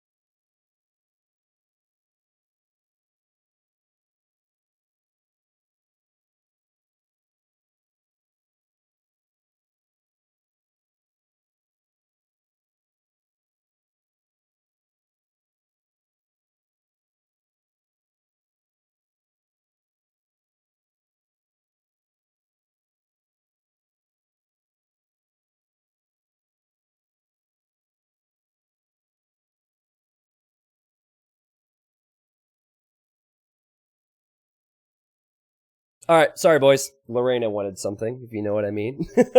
I'm kidding, I had to go to the bathroom. Okay, game 3. Now, if we see Coliseum, which is kind of likely, this is what I expect. So, let's remove Byzantines from the equation, let's remove Teutons from the equation, and let's remove Chinese from the equation for AM. I expect Magyar's pocket, Mongols flank, and I'm not sure. I mean, you could have any other civilization, really. You probably want to save Berbers, maybe save Malians. Maybe this is the area to use Burmese or Turks if you want to try and get a win while having a weaker civilization. Max just used Huns, right? And then there's no Malay, and then no I'm sorry, guys. I can't seem to think Spanish, right? So if it's Colosseum, I've seen Finland Persian douche on this map. I've seen them do it. Rubenstock drops TCs on people. I would love to see it. I think it's too risky. It'd be a tremendous, tremendous game, but I'm thinking more so slab pocket for Max, and then probably Italians, Aztecs, Italian, Portuguese flanks, something along those lines. I think we'll see at least Slavs and Portuguese in Colosseum. The Dark Age Carto is not bad. Okay, game 3. Will Rubenstock come in? I really hope it happens. However, I think it might be too risky. Is it too risky to do the TC drop? Rubenstock, please. Please tell me Rubenstock's here. What is it? They're not going to do it. They're not going to do it. Don't get your hopes up. What is it? No Rubenstock, right? No Rubenstock. And they don't have Persians either. Okay, so as I expected, I think Finland or Aftermath are too good for the TC drop to work. Even though it worked on them in the past, I think they're going to have to play this one straight up. So right off the bat, we're going to see a lot of laming, okay? With the Mongol scouting bonus, you're going to see AM run forward. Already Leary's here, and Leary's up against Zupi again, and he's stealing that goat, or trying to. Zupi's playing as the Portuguese, so he has Dark Age Cartography with his team. His pocket is Max, and Max is playing in Slavs. And then here we have Velez, and again, Velez already having to defend. Velez is actually playing Incas, so we might see some aggression from him. But yeah, expect laming and steals from both sides. MBL normally is one to find a boar or find a rhino. Major boar lamer over here, but I think Velez might actually steal a rhino from him. Yeah, he hasn't scouted that. Interesting. Normally MBL sticks around to try and lame, but he didn't do it there. Alright, scores 1-1. Is Max about to steal a boar from Leary? I think he's just camping it. I think he's protecting it. I look at Hera's base, and Hera might have actually stolen the boar because he is a weak scout. Yeah, this is really crazy stuff at the start. Oh wait, it's a Vil coming forward. It's just a villager from Zupi. And can Hera stop this? Okay, that's one. Oh, they've got to go back now. That's one way to lame. Just use your villager. Okay, so this is what went down. Hera stole a boar from Zupi. Zupi, and I keep saying boar, I mean rhino, is now stealing a rhino from Leary. I think Leary stole a single goat. So it actually hurts Leary more. He does have these goats here, but he has not scouted that yet. So aggressive stuff. Max is here to support. Max is even pushing an ostrich for his teammate. Zupi is fine, and then on that other side, MBL, he actually did not lose this rhino, so I guess it was an attempted lame, and then Velez failed with that. Yeah, Velez's eagle is weak, and he was not able to take the rhino, so MBL is going to be fine as well. Now, MBL's Malians, Leary's the one who's Mongols, so the fact that Leary doesn't have that much hunt kind of slows him down a bit. Having Mongols is great for the scouting bonus, and then also the hunt bonus too. The previous game was about Max against Nikov. Now it's about Max versus Hera. Hera will be making Magyar scouts. Max will be making the worst scouts because he doesn't get the attack upgrades for free and they're not as cheap, but he will have amazing farms. So I think Finland are going to try and wall this and play safe so they can get Max in a safe position to boom and kill everyone, basically. MBL making a really early barracks. This is a pre-mill barracks. Now, guys, I think this is more of a 1v1 thing, and Velez has scouted it. It's weird to me that MBL is going for a pre-mill barracks. This normally means militia. Instead of going to feudal age, this means that you're going to stay in Dark Age. And there are the militia for MBL. Hera, he's a gentleman. He's currently giving some goats to Leary as if he needs them. And Leary's just pushing in his ostrich so he can have a solid feudal age time. Yet another game where Leary will go to feudal age for fast archers. I'm beginning to feel it now. What are we, 4 or 5 hours in? I mean feel it in a good way, sorry. it takes me some time to get rolling mentally. Sometimes it's just hydration. I don't know. But some days are rougher starts than others. Also, casting a high-level 3v3 team game by yourself is not easy. So I will have a co-caster tomorrow for the best of 9, but I've really enjoyed casting this solo today, guys. I'm starting to feel it now. Like, I feel like I have a really good grasp on everything that's happening. Really excited for the remainder of these games. So thank you guys for being here through this. Now, normally you'd wall. That's a lot to wall, though, if you're Zupi. And it's going to be very complicated due to the fact that Leary will be in feudal age way faster. But Leary's not adding scouts. And also, Leary's scout is weak, so it's not as if he can use his scout to pick off a Vil. Might just see a wall-off start now. Like, maybe one Vil starts walling here, one starts walling here. Very, very open base here on Coliseum. So, normally you go for this strategy if you feel like you don't have the res to go feudal. It sounds silly, but you make more in Dark Age so you can delay and eventually get farms and food to go feudal. I don't think MBL was in a position where he had to do this. It's kind of weird to me. He's going to be really late to feudal age, and I think feudal age momentum is going to be the most important thing. But then again, Velez... Yeah, no, you see, Velez is in a great position. He scouted it the whole way through, and Velez could make archers. Max will know about this. MBL arrives, and MBL runs into the town center fire. Didn't take much damage. That, to me, is a strategy that could set Aftermath behind in this series. Maybe it was... I mean, I assume it was pre-planned, right? You're not going to have teammates willy-nilly deciding on strategies if the other two teammates agree. You go into this with a strategy and a plan. You, of course, have to adapt. Like, Max is adapting now with some walls, and beautiful walls, too. Biggest thing was that Velez scouted that. MBL is now on the way to feudal age. His eco will be set up, most likely for a few ranges behind this. Now, this is exactly what we saw from Tato earlier when he was Mongol flank for Secret. And it worked really, really well to send early archers with the spearmen. You do this because you know you're going to be ahead to feudal age with the archer production. And you know the only way that that isn't going to work is if someone like the Max sends scouts. So if you get the spearmen out, 1 or 2 scouts isn't going to be able to do too much. And so this is putting Zupi behind from the get-go. It's an amazing build order, and you have to be aggressive with it, and that's exactly what Leary's doing. Actually, we'll snipe a Vil. Doink! Nice. I mean, that's actually sick. Meanwhile, Max is still trying to deal with the militia. And Max does deal with the militia, but he still does not have the scout numbers to help Zupi. This build is really tough to stop. Now it's 3 archers with fast fletching and a spearman. Now this is giving Hera time to send in support. Hera comes in with the scouts and gets another villager. And more villagers could die here. Another villager goes down. And another villager will go down for Zupi. Tremendous play for Aftermath. Oh man, Leary just makes it look so freaking easy though. Like the build orders, the times on it, the production. He's now on 2 range producing. It's just sick. Well, I think that makes up for the fact that MBL would have had a slower start on the left, that's for sure. And certainly Hera being there was helpful. MBL is just working on walling all the way towards Hera, which will take time. That sets Zupi back, guys. That's not the first time I've seen Zupi struggle in this series against Leary. Who wouldn't struggle?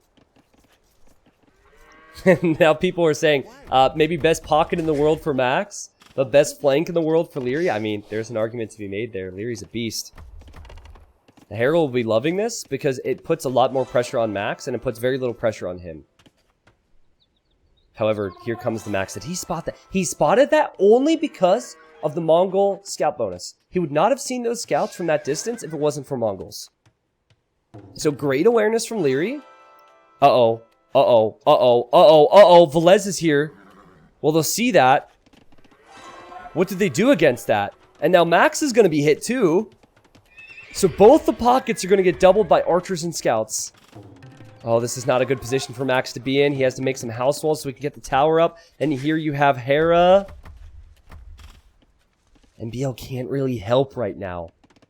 Hera has to decide where he places his tower. Does he tower on gold? He's not on gold yet. Or does he tower the wood line? He's towering the wood line right now.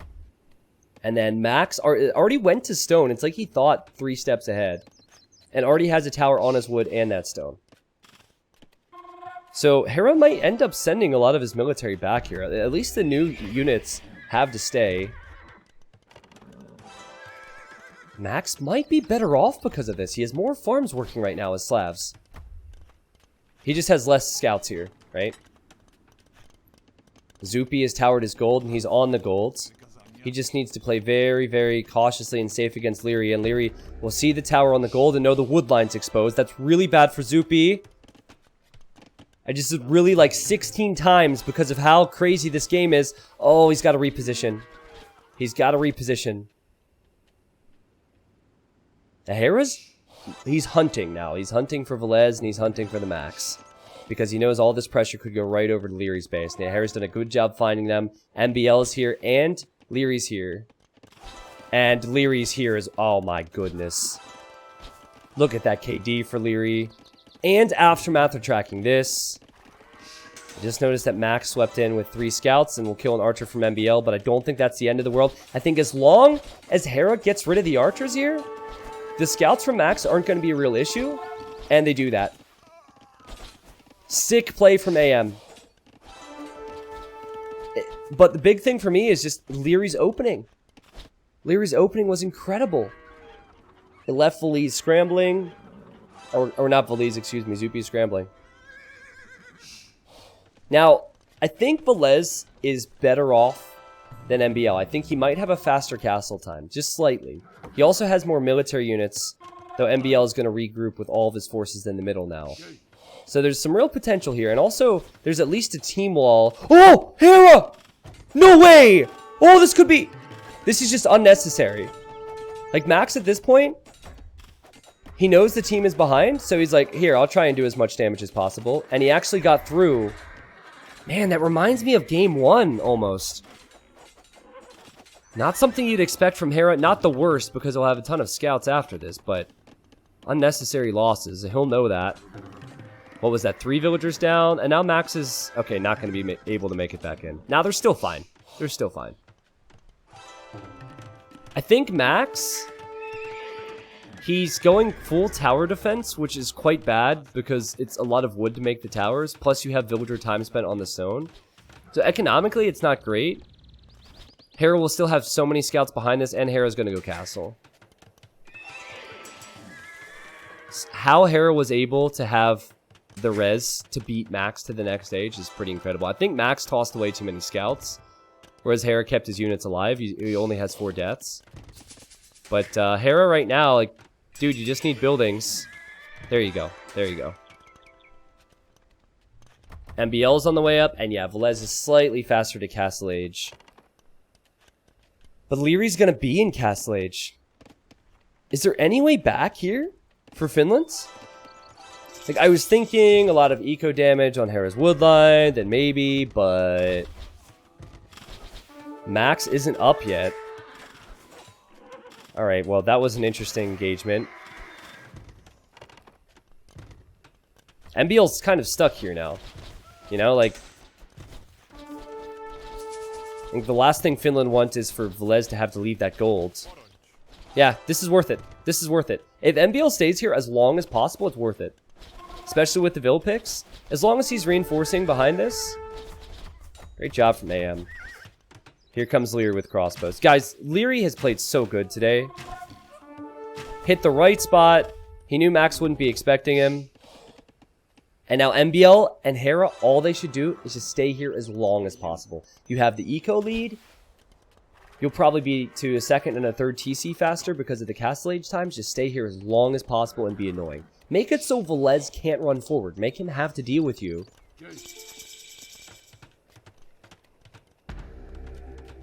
Well, Hera has completely outplayed the Max from pocket here. I think a lot of this stems from the uphill battle that Max is always going to have after Zupi's early losses. MBL is just going to run towards the Max. Max won't like to see that. And Hera gets some revenge just using scouts. And Hera fought right after Castle Age came in. And of course you get that extra attack with Magyars. I thought Hera would maybe dive in with those weak scouts, toss them away to get a vill or two, but that was well calculated from him. Great value, and he could still get more value from those scouts too. Meanwhile, Leary's so confident, he just ran underneath the town center from Zupi. There's towers everywhere. I cannot stress this enough. What MBL has done with his crossbows is the smartest play. Just running around with them and keeping this army inside Max's base instead of having that army run over to Hera or himself. Tato did that a lot for Team Secret, and will probably do so tomorrow in the finals. Yeah, just keep running. Just keep running. Leary is kind of playing whack-a-mole right now. He's playing whack-a-mole. He's trying to hit the villagers as they hop in and out of the towers. And he's booming. So, booming and still producing crossbows. Now here's MBL with that next force of crossbows. Of course, this Velez has the numbers. He just doesn't have them in the right spot. And now Hera, already having +2 on the knights, is here to help. Ah, damn it. Spoilers. I'm sorry. I can't help it. I try my best. I try my best.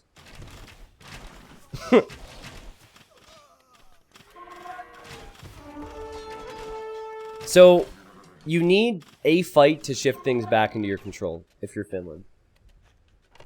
Normally, that's going to be from the crossbow players. Zupi, that's not going to happen. Velez, his 27 numbers. Or 27 Expo, it's just not going to be enough. I'm still looking at it. Like, Max is trying. Max can't even get this TC up right now. Zupi's here to defend, but Hera, you know, he and Leary working together. Hera's on both sides with knights right now, which is not easy to do. Good micro from MBL, good micro, and now we have... Oh! Hera just signaled. He's like, MBL, look, it's a TC going up here. Yeah, the TC won't be denied, but that just shows you how bad the situation is for Velez. Though they did clean that. Nice dancing from MBL. What's MBL's economy looking like right now? 2 town centers? Very much looks like an MBL base. Lots of crossbow production, and the GG's called anyways. Yeah, GG. They knew. They knew it'd be over. Like, Hera's gonna be too far ahead, Leary's gonna be too far ahead, and MBL's even ahead. And this all stems from Leary's aggression in early feudal. Mongols were picked so early, too. Like, Mongols were the second pick. So they thought about this map and having Mongols flank and that scouting bonus really early. The laming was helpful. I think more than anything, it's just that Leary was able to get enough food to get a fast feudal with the hunt bonus, and then going for that build there. Not only did he go for fast archers, but what's different from what we saw from Leary's attempt here, and then Tato's attempt, was that Leary had fast fletching too. So I wasn't really looking at his base because I was too busy watching Zupi die, but he had 2 archers and a spear with fletching. So I think most likely, instead of going for 2 range opening, I think he went for 1 range and a blacksmith, clicked fletching, and then added the 2nd range. If he didn't have fletching, it wouldn't have been near as bad, but villagers died, and Zupi was... he couldn't get any walls up in this game. I feel so bad for Zupi. Oh man, I would not want to be playing up against Leary. Yeah, you see the feudal age time. In this time window here, Hera and Leary did so much damage. And you can see the uptimes here, if this helps you. 851 against 1009. Power of Mongols. What do you do against that? I think you have to wall, right? I mentioned that Zupi could wall. He didn't wall. Maybe you have to go to feudal age 30 seconds later and just have a villager or 2 walling up. It's hard to say. It's risky, of course, but I think if you just leave your berries open like that, Leary's always going to have that potential. Yeah, or you globally ban Mongols. That's true. Yeah, but then, like, you're going to want Mongols. Mongols is a great civilization for that map, so I think when you do the draft in these tournaments, it's really important the order you pick civilizations. But again, we see a situation where the order of the picks is very important. Let me just get the scoreboard real quick. So take a look at this. Yes, the win just came in for AM, but if you look at the draft, and I think this screen will be as good as any, right? Okay, this screen will be fine. Mongols was the 2nd pick. Magyars was the 4th pick, and Malians, you know, whatever. So in terms of important picks, because Incas was pretty high, that's kind of a surprise. Slavs was pretty high.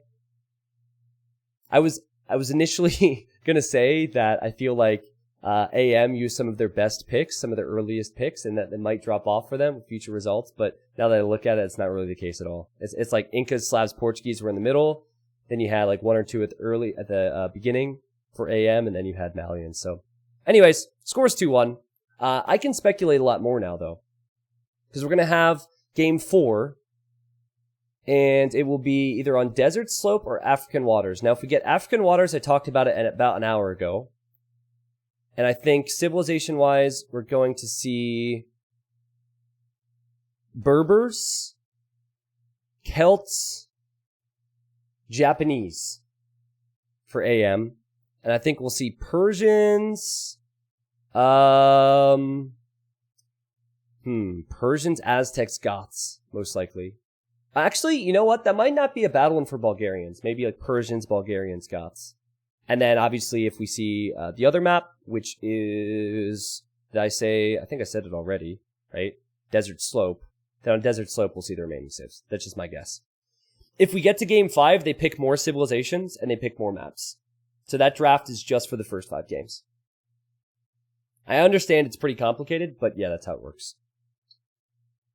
Okay, I missed a bunch of donos here. Octo Pro Games donated $5. He says, thank you so much for keeping this community with your amazing casting. Came back after not playing for 14 years, and now a lot of my old friends have returned to playing more low Elo Legends. Hey, there'll be a low Elo Legends upload, I think, next week. Thank you for the $5.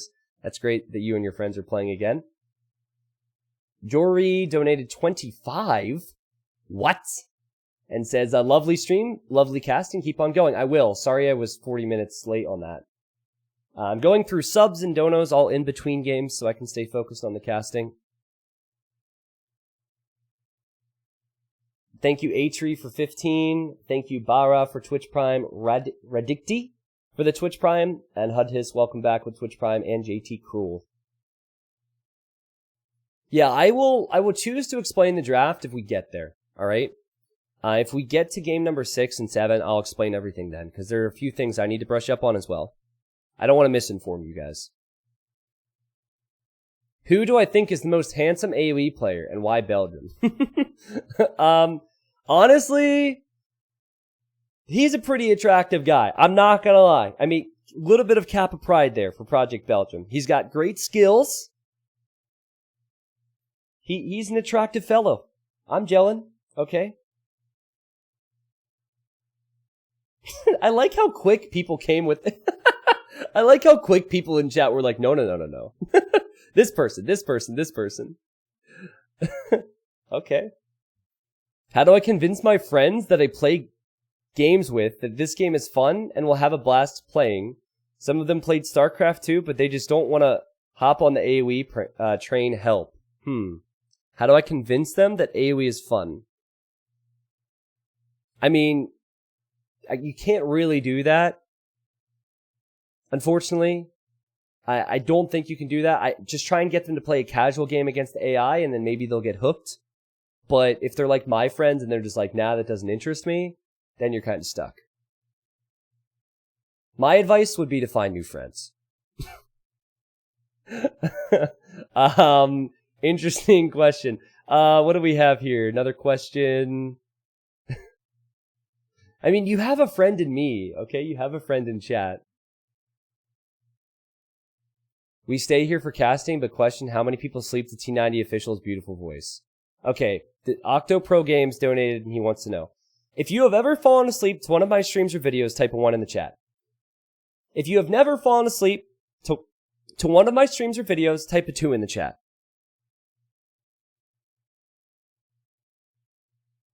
What? Like, I know people fall asleep, but that many? Jeez, man. I think that's 97% of people here. Wow. I don't know if I should take that as a compliment, but thank you for watching. All you guys are saying, if I was a devious person, is that I should add more mid-roll ads on YouTube videos. For the first, listen, 60-minute video, right? For the first 20 minutes, no ads. and then I just hit you with like 15 ads, and then no ads for the remainder. That would be, if I was a devious person, that's what I would do. Wait till you fall asleep, and then you can't skip them. I won't do that, okay? I might wake you up, actually. It's like I'm talking about a game, and then suddenly there's a really loud ad from Old Spice. It's like, Old Spice. Your brain gets all confused. You're dreaming about Age of Empires, and suddenly the Old Spice guy comes in on a horse. He's a Magyar scout, gets extra attack. You don't know what to do. Sorry, I'm talking about my dreams. Pezia donated $27 with no message. So Pezia, I'm going to assume you said, I don't fall asleep to your videos. I appreciate every single second of your content. You are amazing, T90. Thank you, Pezia. Very kind. Is there an ad button for Twitch that you press? I don't run ads on Twitch. If you join the stream and you're not subscribed and you don't have ad block, then you will see an ad, and that does support me. But I don't like to run mid-roll ads because I feel like, first off, the community is already pretty supportive of me, and ads make people click away from the stream. So I prefer you stay here and I make 0 cents, then I make 0.001 cent from your ad. Actually, it's probably more than that, but I don't know the exact amount. Well, Finland need to bounce back here, because I think African Waters is one where they should get a win. As for the other map, Desert Slope, I think it's pretty even. It's just funny to me how there hasn't been a game that's been really, really close in post-imp yet. You know what I mean?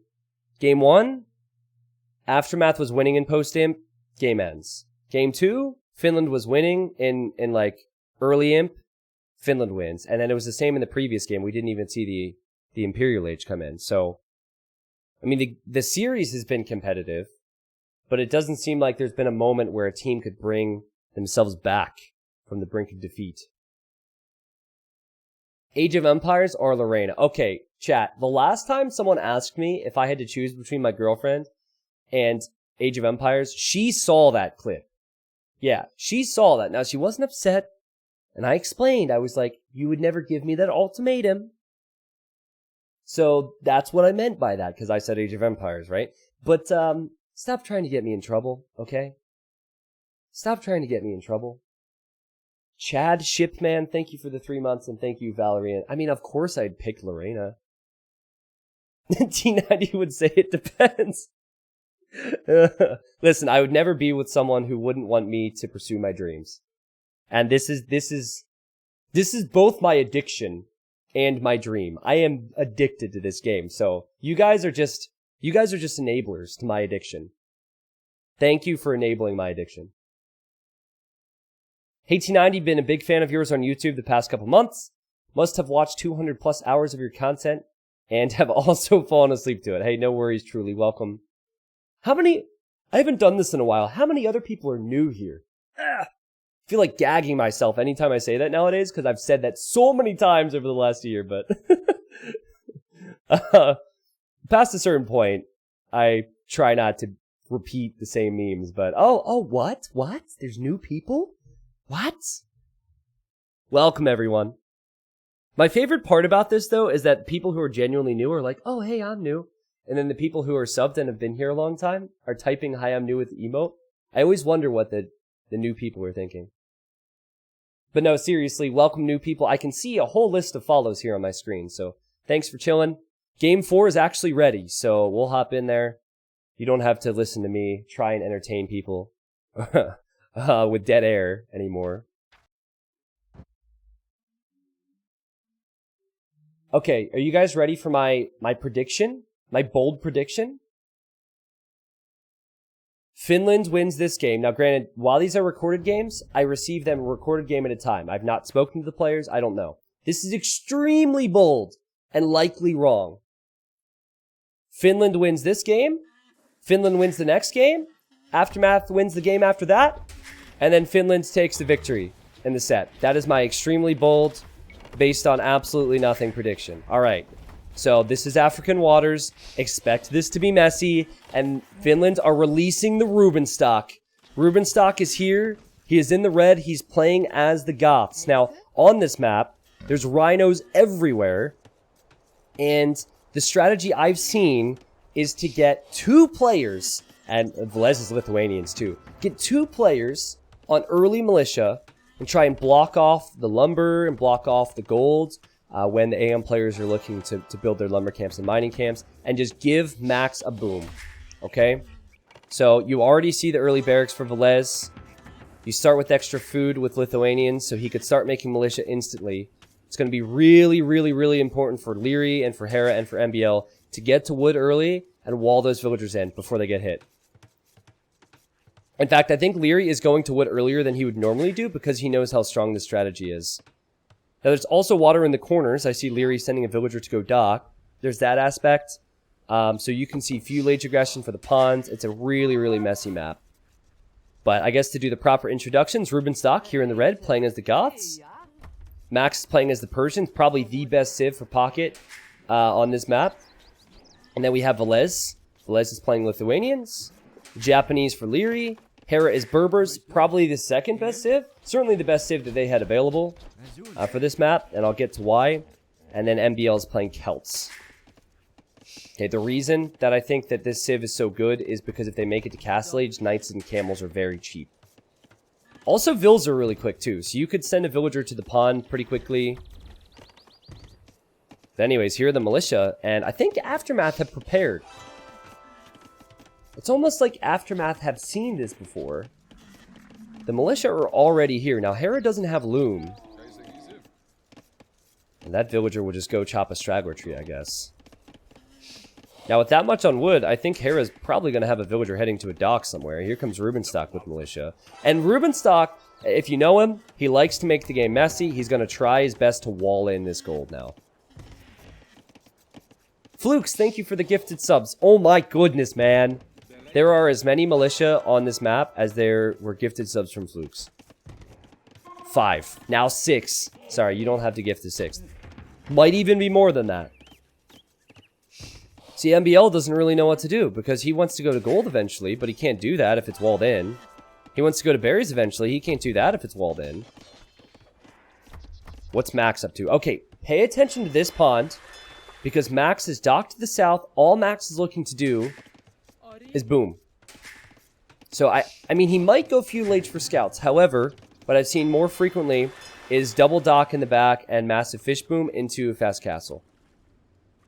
Yo, Infoboat, I meant to respond to your resub yesterday. I think you resubbed when I was about to take a break. But Infoboat, I did say that you might have a kid, but I think it was because the person was named Info something. Thank you for the gifted subs and the resub yesterday. Nice to see you. So far, the militia haven't done much except delay the Aftermath players. I've seen this strategy work so well that villagers would die. Hera just snuck by with that Vil, and he's heading out to this pond. Leary already has a dock. So this is really confusing map, because you should probably pay very little attention to the flanks past a certain point, and only pay attention to the differences between Hera and the Max. If Hera starts making scouts, but then Max is halfway to Castle Age and has a free fish boom, then there's not much you can do, right? So I almost feel like Leary's role in this game is again going to be really important. I think Leary needs to somehow get to feudal, and then get a dock down here to use fire galleys against Max's fish boom. I think Leary's role will, yeah, I think he's going to do that too. Leary needs to make sure he takes out Max's fish. Now, here's Velez. He's walling in Hera's golds. Rubenstock has already walled in the golds. Did MBL really take wood there? That's kind of funny. Rubenstock would just wall them in. It's a ballsy place to take wood. MBL on the way to feudal age. Leary on the way to feudal age. Velez also on the way to feudal age. And Velez has walled in golds everywhere you look. And actually, at this point, where can Leary take golds? Oh, he found some. He found gold back here. Okay, so he's found a little bit of gold. Nice. He's making a barracks, so I think he's going to go into archers, which we know he likes to do. This villager just continues to wall things in. Hera's on the way to feudal age, I assume for scouts, and Max is just double dock fish booming. And also the way Max is building his houses will pretty much give him vision on if anyone comes down here to take his pond. So far as Velez... Oh, Velez is going to go here with fires! I think this is the better strategy. It's going to take Leary so long to get to archers. He has to make the range, then mass archers, then get upgrades. And then he's going to be using wood and gold to defend his fish. And if he doesn't defend it, then Hera's going to take losses. And they can't afford that. The pressure from Finland has been unreal. And even Rubenstock now, who might even make more militia, he's going to be in feudal age. And the max is just booming. Hera now can't take his berries. He can't take his golds. MBL has sent villagers this way. And MBL could lose a villager. Probably not, actually. But the harassment's unreal! If that villager dies... No, never mind. You see the signal there from Leary? Leary... He sees the dock, so he knows the pressure's coming. The only good thing for AM right now is that MBL and Leary are making archers. So if they're able to do enough with archers over the next couple minutes, it can be really good. I think it's going to be a struggle, though, once Max clicks up to Castle Age. Look at this. Max is making a stable. Max is going to make a blacksmith. And Max just needs to protect his gold, I think. And that's where AM should go. They should go to the max. Forget about Rubenstock. Forget about Velez. I mean, you can't really forget about them, but try and put all the pressure on the max before Max has the big boom and gets to knights. There he goes to Castle Age. Whereas Hera, he's making nothing right now, actually. He's not making anything. Looks like he walled these units in, so that's cute. There's a tower here for Rubenstock, which will hit Hera's woodline and will also hit some of MBL's. Okay, the water fight still going on here. Hera had to contribute there. There's just so much you have to do. The strategy's so annoying to face up against. There's so much you have to do. And then the pocket player just booms. They can't really hit the fish boom. They can't hit the gold right now. Leary's nowhere near clicking up to the next stage. Hera's nowhere near clicking up to the next stage, and MBL's nowhere near. However, they do have military now, so I think they need to hit Max. Rubenstock and Velez are just distracting so Max has the time. Max is now building a tower on the wood line, which is interesting. I felt like maybe he would go on the golds. Alright, so he has to leave the gold. Hera finds it. Good work from Hera. But honestly, all Max needs is 2 knights. And this is where things start to get really, really difficult for AM. On the left side, they've done a great job defending. Now the knights are going to be coming out. So instead of just a villager or 2 dying, entire woodlines can die to these knights. See what Hera can do with the scouts, maybe, to keep Max off of the golds. Max won't be booming. Rubenstock. Velez still defending. Velez has 3 fires here. It'll be close, but I think he's not going to take out those fishing ships. A great defense from AM. Now, if you sense like a little bit of a bias, or almost like I feel like Finland are going to win this game, this comes back to the fact that every single time I've seen this strategy, the Persian player in this position have won. If the fish boom is safe, and they're making knights, the Persian player tends to win. But I saw AM die to it before, I believe. So it's not as if they're not prepared.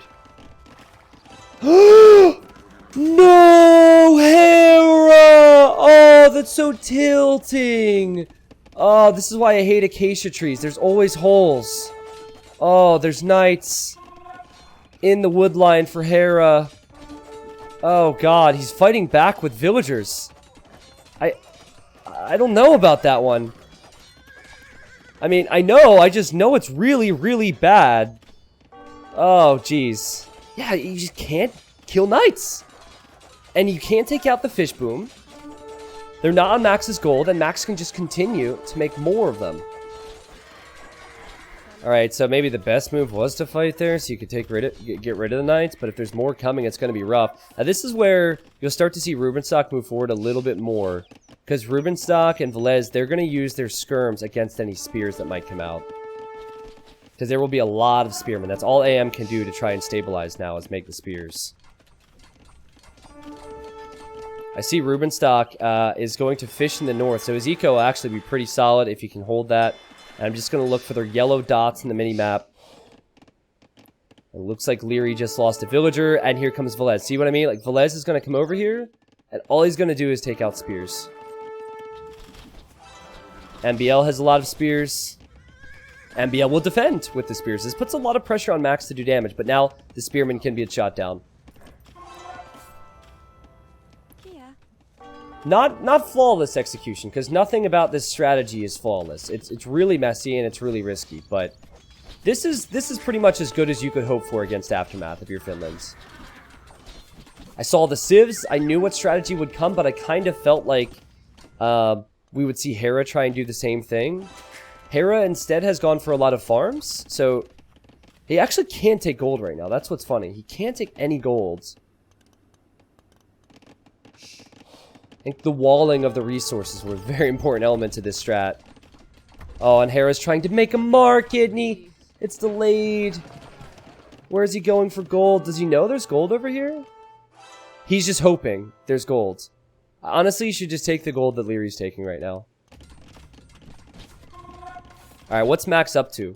Max is on 2 town centers right now. So Max is the most eco in the game, and he's in Castle Age, booming. Maybe, like we've seen so frequently today, Aftermath will have to call upon Leary, who will be in Castle Age. Only 1 range producing archers, which is not great. I'm just looking all over the place as MBL and Hera are scrambling for gold. And Hera, like, he could go to this gold. He still hasn't found gold, but he just sold some things at the market so he could go up. Hera's at 40 vils. Max is at 60. So Max, if you're wondering why he took his foot off the gas, it's because he's been stabilizing his land eco too. He's not just relying on fish. And they also probably don't know where the gold is. Alright, Hera loses another vill. More knights will come in. Hera needs to quick wall. Now, Hera has the skills to quick wall, but it's a lot of clicking. It's a lot of things to do, and you still don't have the great eco setup. I'm impressed that AM are still alive. To be completely honest, I'm impressed that AM are still alive. They've done a great job to survive this. I think they would not be if Velez would have done more with the fish. I think because these guys are a bunch of nerds, they're able to wall so well.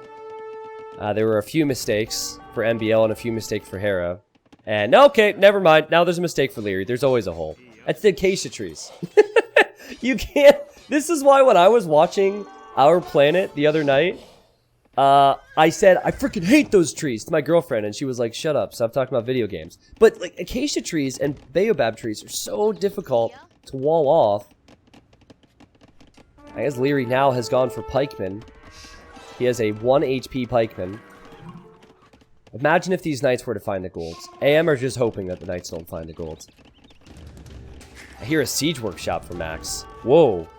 Oh, Leary's turning this into a pike mangonel push. Interesting. So that's more for defense. Every player will be in the Castle Age soon, and there's decent military numbers. Max realizes these are just spears. He takes the fight. He should win that fight, but he might just have 3 knights remaining. Yeah. Oh my god, Rubenstock's gonna have enough stone for castle, guys. The Goth power. And Goths, if they have the food for it, their Huskarls can counter pretty much everything except for the knights that Hera will be making. Insane resilience from Aftermath. I don't know how they're still alive. Max has 80 villagers. He has as many villagers as Hera and Leary combined. Max, you've just got to show that, man. You've got to... I know you're a boomer, but you've got to make units now. He's still only looking at 9 military. That's ridiculous. Nice job from Max. He ran in and sniped 1 Mangonel. Oh, wow. Attack ground from Leary. Let's go. Where's Rubenstock's castle? It's a nice and safe castle. I think Finland just need to weather this little storm here. Wait for their eco to help them. Yeah, Hera can't seem to get through to do any damage with the knights. Still looking down here. Fish traps are starting to come out for Max. And good luck pushing a Persian town center, which has 4,800 HP with Mangonels. Now, MBL is not a player we've talked about too much in this game. He had a really tough time against Rubenstock earlier. He's done well. And as I said earlier, the difference is always going to be between the pockets, right? So MBL's done his job. But he is one of the best players when it comes to Pike Mangonel pushes. So Aftermath do have that. Wow, Velez gets 2 conversions. Oh, he gets 2 conversions! And then Leary, with the attack round, snipes one of the monks. He's like, bad knight. And I didn't mean snipe one of the monks, I meant one of the knights, obviously. Do they know about that castle? They do. Celt eat TC. TC has been eaten. 100 pop for Max. He's actually creating too many fills, if that's even a thing right now. He has so much eco. It's ridiculous. Oh, beautiful micro there from the Max. He'll end up losing his Mangonel anyways. Also, Max was raiding over here. He wasn't raiding in many other spots, but... Oh, this is nice. MBL. He actually has a dock in the north. So if he could clear out Rubenstock's fish, who knows what could happen. But guys, we're about to see a big fight. +2 is in on these knights. Max actually just keeps getting pop capped. That's the problem. He needs houses. And he'll go in to take this fight. And that should be their fight. MBL doesn't have that many crossbows. The Huskarls are great. Hera has his own knights, but Hera has 23 food villagers behind this. It's 38 on food behind this for the Max. And we know how good the Goth spam could be. But Leary has rams. He wants to ram down Velez's TC. It's very possible he could do this. But I don't know if the rams will survive after the fact, because there will be so much coming from Max and Rubenstock. It's still Max, 112 villagers. He has 8 knights queued up. Full upgrades now. I think he's just going to let this happen. Which is, I don't know if that's good. He's going to go directly to Hera. Like, nope. Who cares about Velez? I have the boom. I have the economy. I'll make Hera's worse. And then I'll have a non-stop flood of units. 14 knights inside Hera's base. More upgrades than Hera, and the Huskarls are now running, and there's so many villagers too. If they can just find the spots. Max's knights, 4 knights to the left, 4 knights in the middle, 4 knights to the right. This is crazy, and there'll be more coming too. Yeah, more coming on the right side now. Now, Velez is still having some struggles. Like, I know Hera's quick, I know MBL's quick, I know all of AM are a bunch of nerds, but they can't quick wall this much pressure out. It's too much. 150 population for the Max. There is not a single player on Aftermath even over 100 right now. And I just saw a signal from Rubenstock. I think Rubenstock spotted Hera's golds. I think they're about to close in on it. They will close in on it. That hurts. Max is on the way to Imp. This is Finland's game, guys. This semi-final is going to be tied up 2-2. Yeah, again, Hera can quick wall. And I respect it. But the vills are going to go down eventually. And they're idle. So, you know, it's not like they're going to be working right away. Max is imping. Max is building a castle now. And as Leary continues with this crazy ram pike push, I think Rubenstock will be here to protect. And the Huskarls should do pretty well against the pikes. My goodness. I'm still really impressed with the resilience from AM. Their ability to stay in this game has been impressive, but it's just 1 TC for Hera. There's so many idols for him, so many idols for MBL, and so many idols for Leary. And maybe there's a chance. I mean, if they If there's enough pikemen from Leary, that can take out Cavalier from Max, but I think Max is taking this fight because he knows he can. Yeah, he has enough knights and the Huskarls are there, and this is that pushback all before Imp. Guess in theory, in post-Imp, Celts would be really good in this matchup to go for Halbs and World Raiders. Takes care of Goths, takes care of Persians, even takes care of what Lithuanians normally go for. Maybe there's this little bitty time window here where Hera can take an engagement with Leary, but Max still has, he has 40 on golds, 50 on food, and Cavalier will be on the way. 160 villagers, and Aftermath just tap out. What a strategy. So obviously AM expected the strategy. I think that instead of Leary going feudal for the archery range, you have to damage the Max's fish. So I mentioned it when he went fast feudal into a range. I don't think that's the most important thing. I think the most important thing is to get villagers down here. There's nothing Max could have done. There's nothing Velez could have done to stop villagers from docking, because Max was in Dark Age, and I think I actually have to see the uptimes. Yeah, so Leary definitely could have got a dock up. Now, what happens from there, I'm not sure. Persian docks have double the HP. Maybe Velez notices and Velez helps the Max out. But instead of defending with fire galleys here, what AM needed to do was go aggressive on Max's pond and delay him. That combined with the fact that when Hera chooses to go for a scout, he's going to be so far away from Castle Age. So either have Leary play that way and then have Hera commit to going scouts a bit earlier if he can get there. It's tough. Or have Hera just commit to going to Castle Age, which is riskier, but maybe in many ways safer. Because that's where Berber bonuses kick in with cheap camels and knights. But yeah, this is just a good strat. I knew it when I saw the Civ draft that we would probably see Goths and we'd see Persians. And it's tough to play against. It plays perfectly into Finland's strengths because Max can boom. It plays perfectly into the strengths of Persians because Persians can dock and they can land boom and they can go knights. All right. Well, this means we're officially going to go to a game 6, at least, right? The score is 2-2 before game 5, but there are only 3 civilizations left from this draft. And then after this game, they'll have to do a new draft. 2-2. I just loved those civilizations. Now, I was a bit confused. Actually, I'll show you this before we move along. I was a bit confused by Lithuanians, because Lithuanians have not been seen frequently on that map. But Lithuanians aren't necessarily top tier on the upcoming maps. So it did help give them that early push with the militia they otherwise would not have been able to have. Yeah, so there's the eco. That's ridiculous. Like, look at the difference on the timeline. It's amazing. And I think it makes sense that Velez and Rubenstock would play instead of Velez and Zupi. Because Zupi's more of a meta player. Rubenstock knows how to make the game messy. So I think that suits him. Alright, so first off, the next game is going to be on the map Desert Slope. And then these are the civilizations for that. We're down to the nitty-gritty.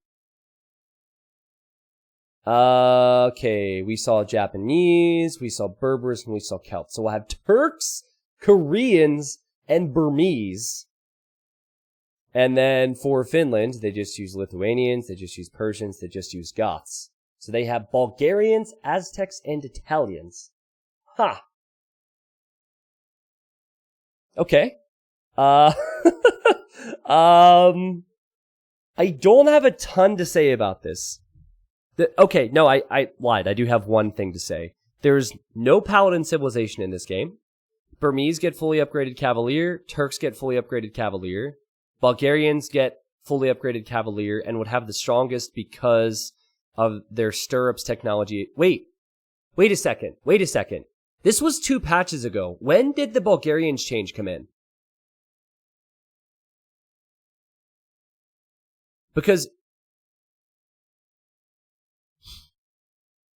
I think at this point, Bulgarians still have the Paladin, right? Okay, yeah, so Bulgarians get Paladin. So they have a Paladin Civ for Max, and then maybe Italians, Aztecs for Zupi and Velez on the flanks.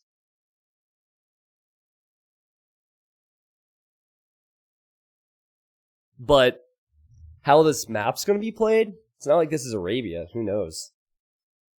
My expectation here, I think we're going to have Leary on archers. So maybe give Leary Koreans and then give MBL Turks and then give Hera Burmese.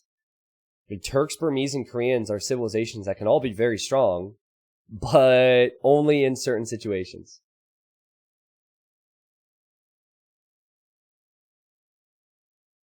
Bombard towers would be pretty crazy. And with MBL, if it goes late, again, we'll probably see it. But guys, every single game, one team gets ahead and then wins. We haven't really had back and forths. The series is close, but it's just been what strategy, what initial aggression pays off, and then that team wins. There hasn't been like any big comeback in this entire tournament, or excuse me, in this entire semifinal. There's been plenty of comebacks in this tournament. Okay, so we have the Max playing as the Aztecs. And wait a second, Max is not pocket! Max is not pocket, and he doesn't have a Paladin Civ! What? Okay, Max is playing as the Aztecs on the flank, in the red. His pocket is Ruben Stock. I'm a huge Ruben Stock fanboy. He's a super nice guy, and I'm really excited to see how he plays from pocket. Bulgarians, wow. And then we have Velez. Velez is playing Italians on this flank. Maybe they felt like Zupi wasn't playing well, or I don't know. Well, up against Velez, this will be tough. You have Hera. We know how good he is in all situations in this game. Pocket is MBL, and MBL is playing as the Burmese. And then in the teal, we have Leary, who's gone for the Koreans. And actually, since the elephants are in the middle on this map, you sometimes will see players use your scout, or their scout. And Max is bringing an elephant to his base already. Now, that's kind of a big deal, because that one was here, and so that was relatively close to Leary. Leary's going to try and push the zebra up this hill. That doesn't always work, right? So, we'll see. There's no elephants, there's no boars or anything on the top of this hill. A good start for the Max, and also with Aztecs, you can heal up your eagle before you go again. Now, Hera's taking a different approach. Hera's going to use his scout to block the elephant. And then his villager should be fine. That's a really good approach from Hera. Oh, what to expect? Okay, I think that villager will die, actually. Rubenstock needs to block. Oh, okay. Well, the ostrich is going back. He tried to do too much. Good save, though. I think we'll see fast castle knights for Rubenstock. I think we'll see archers for Velez, possibly fast castle, because they tend to wall the front of their base and then chop to the outer edge. Hera, I kind of feel like will do the same. It'd be very much like Hera to go fast castle into archers. He definitely can't go for Janissaries because all the stones on the outer ring. MBL, probably FC into knights, and then maybe Leary will go archers. Something along those lines. I think the side that's going to be fun to watch is Leary versus Max. All AM players have played really good today. You could argue that Leary's been the best player. And certainly he's been talked about a lot on the flank. So I think having him against the Max, who's Finland's best player, on the flank. And then also you have a defensive civ in Koreans against very offensive civ in Aztecs. If Aztecs were to go for monks and siege, for example, Koreans could go for guard tower defense. This is actually a really tough match for Aztecs, I think, depending on how Leary plays it and if Leary's able to get to stone. Oh my god. Oh no! Leary, save the Vill! House trick! House trick! Okay, he de-aggroed it. Okay, that was a good save.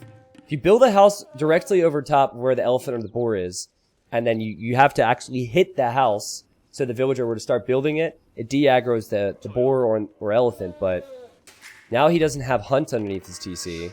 He blocked his own Vill there. Everyone just remembered T90 official hates Koreans. It's not true, I just hate the Civ. I love the people.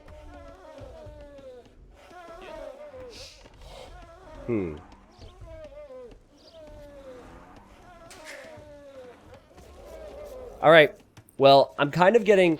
by the end of Battle of Africa 2, I want to see boars again. I feel really sad for the elephants. They sound so upset, you know? Like, at least the boars sound angry. But elephants just sound upset. Makes me sad. But you've got to do your best to get as many elephants to your base as possible. I've only twice seen players go for the middle hunt. I think it's too risky to do. When you're Mongols, it's worth it. And I actually saw Vivi one time make a TC out there with Kumans, which was pretty funny. So far, it looks like we're seeing fast castle, fast castle, fast castle, fast castle. Now, there's a strategy you can do with Celts, and there is no Celts in this game, but you can chop through and then run villagers around to try and wall behind the wood line of the enemy so they can't get out. The Celts are good for that because they chop wood faster, but I don't think that's going to be a real talking point in this game. Actually, if you look how Velez has used these two lumberjacks, he has used the commands queue. So when this tree finishes, the villagers will go directly to that tree. And if you look at Max, Max has done the same thing. Then look at Leary, for example. Leary hasn't done any of that. So Leary's actually a little bit further away from getting through. I don't think Hera's done any of that either. So they don't seem really concerned. I feel like they're not expecting that strategy to happen because they're not up against Celts. But that's really smart thinking. And I don't think there's any reason for Rubenstock to do it. Because Rubenstock is the pocket player, so he'll probably get through regardless. I don't think Mongols are that OP on this map, Plunks, because you don't have stone accessible, so it's hard to get to Mangadai until you chop through. And then even then, there's not that much stone. So I think using Mongols in other maps, like we saw it on Colosseum, is probably more useful. If this was a map where you could have free pick of civilizations and there wasn't a civ draft, then maybe. But since you can only use, like one team can use Mongols, and they can only use it one time, I would say that it's probably better to use it on Colosseum for the reasons I've explained already. Yeah, I think Max is going to send his scout, which is currently healing inside the TC, and he's also going to send his villagers directly through. I think Finland's strategy is to make it complicated for AM to get out.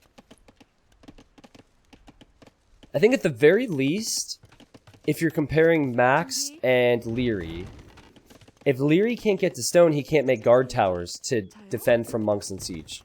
So that's the thing that comes to mind.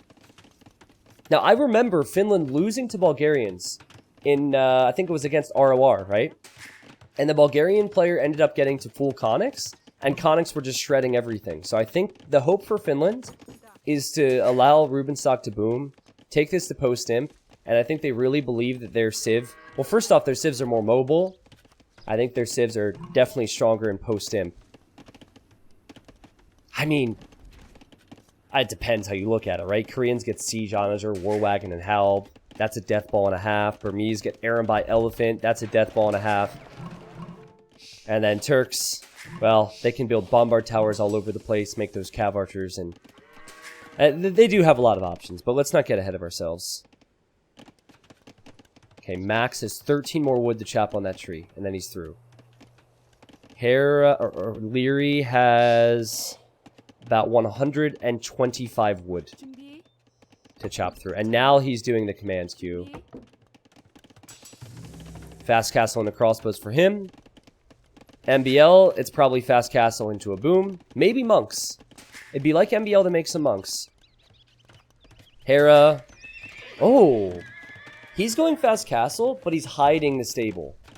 So he's showing the blacksmith. He's showing the barracks. He's hiding the stable. Normally flanks would go for archers, so he feels like it's maybe better to have some mobility back here. Velez hiding the range. He's going into crossbows. Rubenstock is probably just boom, right? Just like MBL. Yep, no stable for him. And then Max is through. And Max is actually... Okay, he's sending 2 bills this way.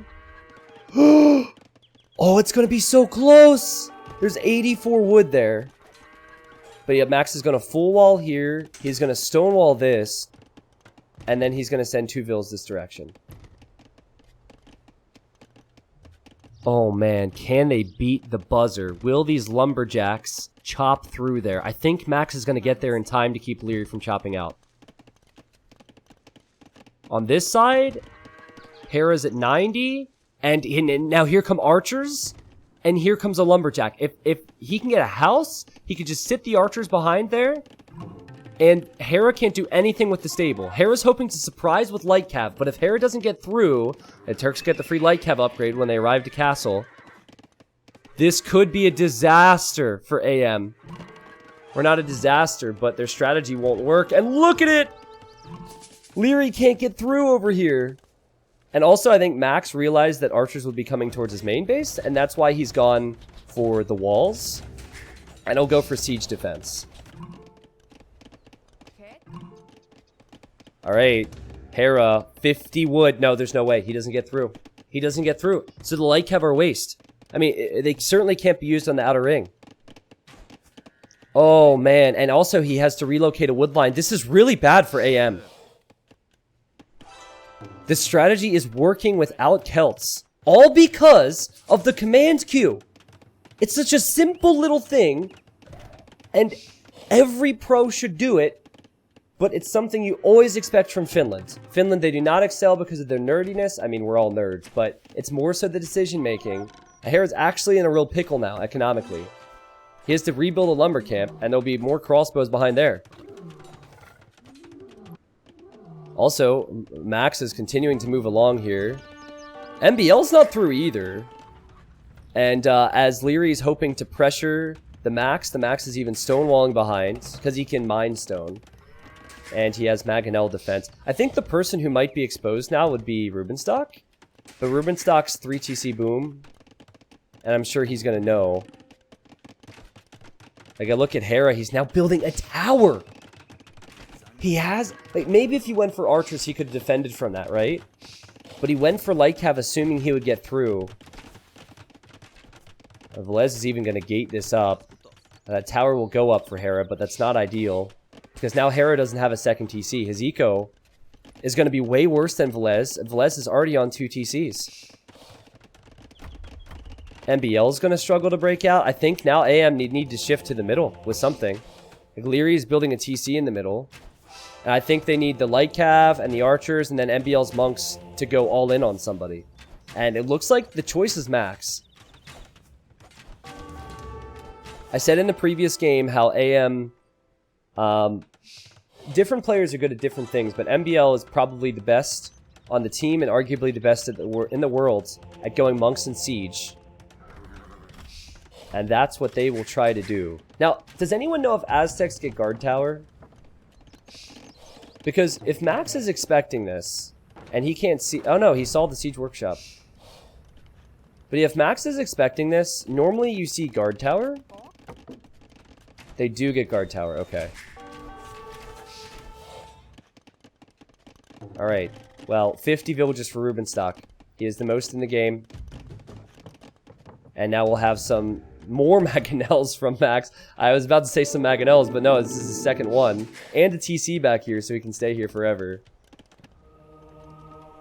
MBL went for the very fast redemption upgrade, which means he can convert that siege workshop. And Max just deletes it, but now the units can run in. I think Max is going to need to evacuate. I think he's going to need to evacuate. It's very rare that you see Max running like this and someone else booming, but Max has just got to say, Rubenstock, do your thing, boom away, buddy. Rubenstock is going to show the world that he's not just a memer.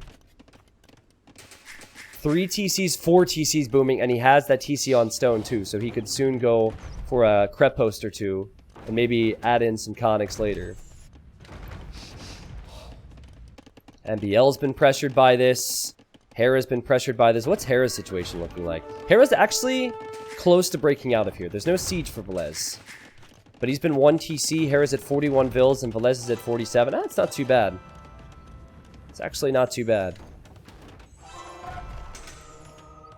This is the correct play from MBL, and this is the correct play from AM. We're seeing 2 different strategies. And Max is just going to abandon this area. This is going to set back Max so much. He can't defend with siege because it will be converted. He's just got to make a run for it and continue to do his job over here. Now, MBL also has sent a monk to help, so if Max tries to use Mangonels again, MBL can just convert it. And also, MBL is probably going to have a few monks at his own base. There's a lot for MBL to do right now. He's actually producing siege out of 2 siege workshops. And he's making monks, and his monks just went down. Good teamwork from Finland. Max is making some gates. MBL put Leary's crossbows inside of his rams. Choo choo choo. And here they come against the town center. Hera's like, hey, we have to get through here. We have to get through. And Max is just going to build stone walls behind the stone gates. I think a double layer should do it. Fortunately for Max, he saved most of his vills. Fortunately for him, he did that. This is all just setting up Rubenstock to have a crazy push. Oh, wow. Velez is actually not done on this side. He's getting redemption. And he's going to add his own siege with monks. Because he knows Hera is about to break out of there. What's Rubenstock's Vill count at? 88, 89 now. And he should have Krepos defensively, right? Yep, as the pressure shifts towards him, he knows this has been coming. He just needs to get stone walls here. I think he's going to be in a fine position to build a second Krepos if need be. He's booming on 5 TCs. That Krepos has 7 range and should defend from an all-in monk siege push. Yep. I see signaling. I saw a signal on an ostrich, which was confusing. Yeah, I think Rubenstock, he needs to build another Krepos or stone walls. He needs to kind of panic a little bit, because like the houses will go down pretty quickly. Oh no, oh no, oh no, oh no, oh no. Okay, MBL. He didn't actually continue converting those houses. Here comes Hera with some light cav. The light cav do a good job sniping the monks. Good work. Still awkward for him. Extremely awkward for him. Because there will be more coming. Nice shot from Hera. Velez runs away. Rubenstock is on the way to the Imperial Age. So now, this is probably going to go over to Velez then, right? And Velez will soon build a castle. I think he needs to delete this house, chop this tree, and place the castle here. That's the best spot. And Max is just going to do his best to wall and reboom back into the game. He's at 56 vills and Hera's at 57 for comparison, so it's not the end of the world. Oh my god, that shot was sick from Velez. Very dangerous.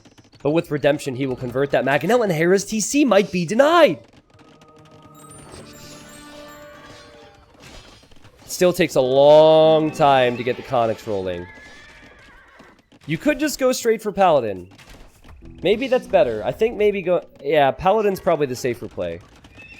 Because you can produce them faster. Okay, he didn't delete the house.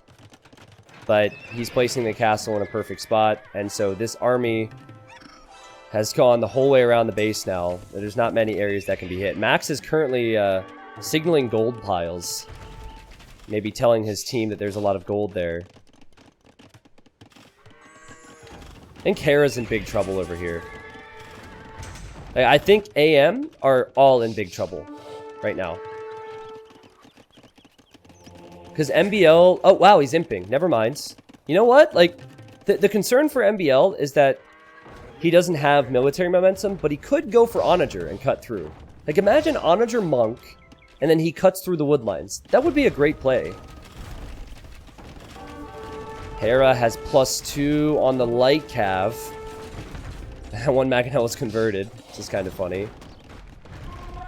He loses some vills. The Maganels are still there. Velez wants to keep Hera out. Oh, Hera doesn't have any vills out here. If that stone wall goes up... Oh, it's a gate attempt! Yeah, Hera won't be able to break through. MBL will soon chop through. Velez is not focused here anymore. And what's the plan for Rubenstock? It is going to be Paladin. So this was pre-patch Bulgarians. So Stirrups does not affect their Cav line, or it doesn't affect Cavalier or Paladin line. Nowadays, they only get Cavalier, but Stirrups affects their Cavalier. Here, they just get normal Paladin. I say normal Paladin as if that's a small thing. Leary is now in the Imperial Age, still has not been able to break through. He's getting closer, and he'll have Arb, he'll have Bracer, he'll have Chemistry, and I'm waiting for Rubenstock's Paladin click. If this was Max, you'd see Paladin right away, and there it is. Rubenstock's getting Paladin, so it's taking a lot of time, and now Velez is getting pushed, but Velez is still playing very defensive. And he's going to keep Hera and Leary from getting to the outer ring. Where's MBL's Mangonels? Okay, he could get Onager right now. I think MBL should go Halb, Onager, Monk. Something along those lines. Okay, it'll take a while, but I guess the stone wall will go down. No Onager yet. Oh boy. Oh boy, there's a lot in the middle for Leary. He has a lot of this eco here. There is some gold here. See if Rubenstock can carry this one for Finland. More stables. We'll see more castles. We'll see Krepos. Rubenstock's got to hit eco right now. He's got to hit eco, and he has to split up. He has to hit multiple sides. So here he comes, and he hits Leary. Here he comes. He's going to hit MBL. MBL's making halbs, though. Burmese halberdiers are no joke with 6+7 attack. That does stop the production of it, because MBL's barracks will not continue to be built there. Still no way... Or no strong decision from AM on the right side on where they're going to go. Keep in mind, Max has just been booming. Max will probably go imp sooner or later. Hera's got to be careful now. Here come the Cavalier. Hera should quick wall this. Actually, he'll let them in. Oh, I thought he would let them in so MBL could convert them. Oh, he tried to trap. But now there's Paladin. Now there's Paladin. All over Leary. And where is Leary able to get gold? He's been taking gold, he's been taking food, he's been taking a lot of resources in the middle.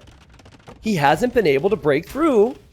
And so Rubenstock, he's just the janitor now. He's just going to mop up everything that's in the middle. Like, Hera also expanded to the middle. That could get hit next. Also, Finland's starting to add some trade, I see. And I think Rubenstock's going to send Vils this way to make Paladins on the right side, just so AM cannot breathe. Whereas Max is all up in their business on the back. He has walls here. I see even Rubenstock has a stable here. He has guard towers. Max is just denying the golds. Rubenstock, 180 population. That town center will fall for Leary. And he has arbs in there and villagers.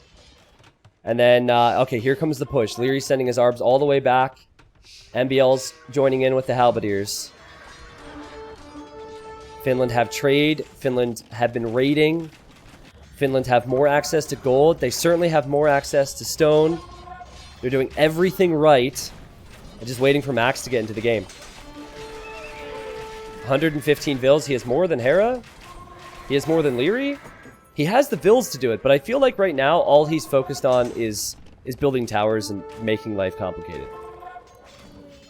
You know what would be cool to see from Bulgarians is maybe their two-handed swordsman mixed in. It's probably not worth it for pop efficiency, but that or a full switch to Conic would be really nice. Oh, here comes Hera! The Hussars! We know Hera likes his Hussars. He's surrounded Arbs, and that's as good a fight as Hera's probably going to take. Velez is now building a castle, and Hera's here to take that down with a bombard cannon. But I think what will happen is Rubenstock's going to queue up paladins on the right, and that castle will not fall, at least for a little while. I don't love the fact that Rubenstock is backed up. I feel like if you have the eco, you have 50 on gold and 45 on food. I think you have to continue to take engagements, even if it's not a great engagement. You have to be raiding, and you have to then produce another 20 units behind it. You can only do that if you have the eco for it. That's why you see that in team games more frequently than 1v1s. Okay, he found that Hera was here on the golds. And here he comes, and wow, that's really interesting. Leary, that is so OP. Oh my god. He just sat his arbs in the middle of the berries. Who knew Arbalest like fruit? That's amazing. That's the best choke point he could have asked for there. But guys, Leary's still trying to treb his way out. And Max is still walling, and Max is on the way to imp. He has all these little bases too. He's making monks. He'll make eagles. Like I said, I think as Hera tries to take this castle out, all this is going to do is mean Rubenstock's going to make a bunch of paladins over here. And I don't think Hera's going to be able to take this castle out alone. And he is alone. MBL, his composition's just purely for defense. It's halberdier. He can't clean up towers in the back of his base. He also can't push too easily. And Rubenstock has the defense too. He keeps backing up. And also raiding, which I think is key. Okay, there's a castle for Hera. Now that castle would help with the push. But, you know, they're running on limited stone and limited gold right now if they don't have the edge. And Finland will also have trade. Look at the queue for Rubenstock. There's a joke to be made here. Alright, I'm not gonna make it. I'm gonna let chat make the joke. Rubenstock has a lot queued up. Come on, you already know. Come on, say it. Somebody. Say it. Come on, chat. Cubanstock. Thank you. Thank you. That was an awful joke. Boo him, please. That wasn't what I was gonna say. Boo him. That's awful. How dare you? Hera has fully upgraded Hussars. The Hussars are a really good unit. And he also has gold banked up.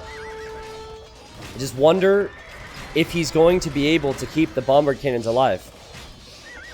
I think Cubanstock should send the paladins in after the bombard cannons. Currently, Finland control the outer ring for the most part. Finland also have 3 corners. If Max is paying attention, he probably has the upgrades to convert these bombard cannons. Yeah, well, he's paying attention to other things at the moment. Big fight in the middle. Guys, there's a clock on this for AM. There is gold in the middle for them to take, right? But without trade, can they push? I'd really like to see Max in the game now. I'd like to see Max add Eagles or add Siege. He's obviously making monks in the south here, but looks like right now it's just towers and monks. He has 170 pop, and now I see he's getting upgrades, so... Yeah, he's getting Garland Wars, so I think it will be Eagle Warriors. Eagle Warriors would be very, very helpful here. Leary's currently fortifying the middle with keeps. But I think the Halbs and I think the Arbalest become a whole lot less effective once Max shows up with Eagles. Hera can't do this alone. Hera's 2v1. Team! Where's my team? Oh, nifty little gate. That's a gate that keeps the castle... Well, no, it doesn't keep the castle up at all, right? What I was trying to say is it keeps the units alive a bit longer, but... Rubenstock doesn't care. He's Cubanstock. He has everything queued. So if he loses a few units, he'll have reinforcements coming everywhere. In the middle, from his base, on the left, every side, he's making units. So Hera's just losing ground here. More Krepos now. Oh, and that's an awful fight for Rubenstock. He actually commits to it against fully upgraded Burmese Halberdiers. Oof. That hurts. Man, at some point, I would love to see a switch into Conics. If he has maybe 5 to 6 Krepos and the eco to click the elite upgrade, I would love to see a switch. Now, did Stirrups apply to Conics on this patch, chat? Hera's come down here to deal with Max. Max just needs to keep Vills alive. Okay, it always has. Alright, yeah, so Conics would be really, really good still. I think as Hera tried to clean up the buildings in the south, Velez and Rubenstock are going to push Hera's base. Guys, Finland's... It's like they're taking the middle. You see this? They're taking the middle as they're giving up just a little bit of the outer ring.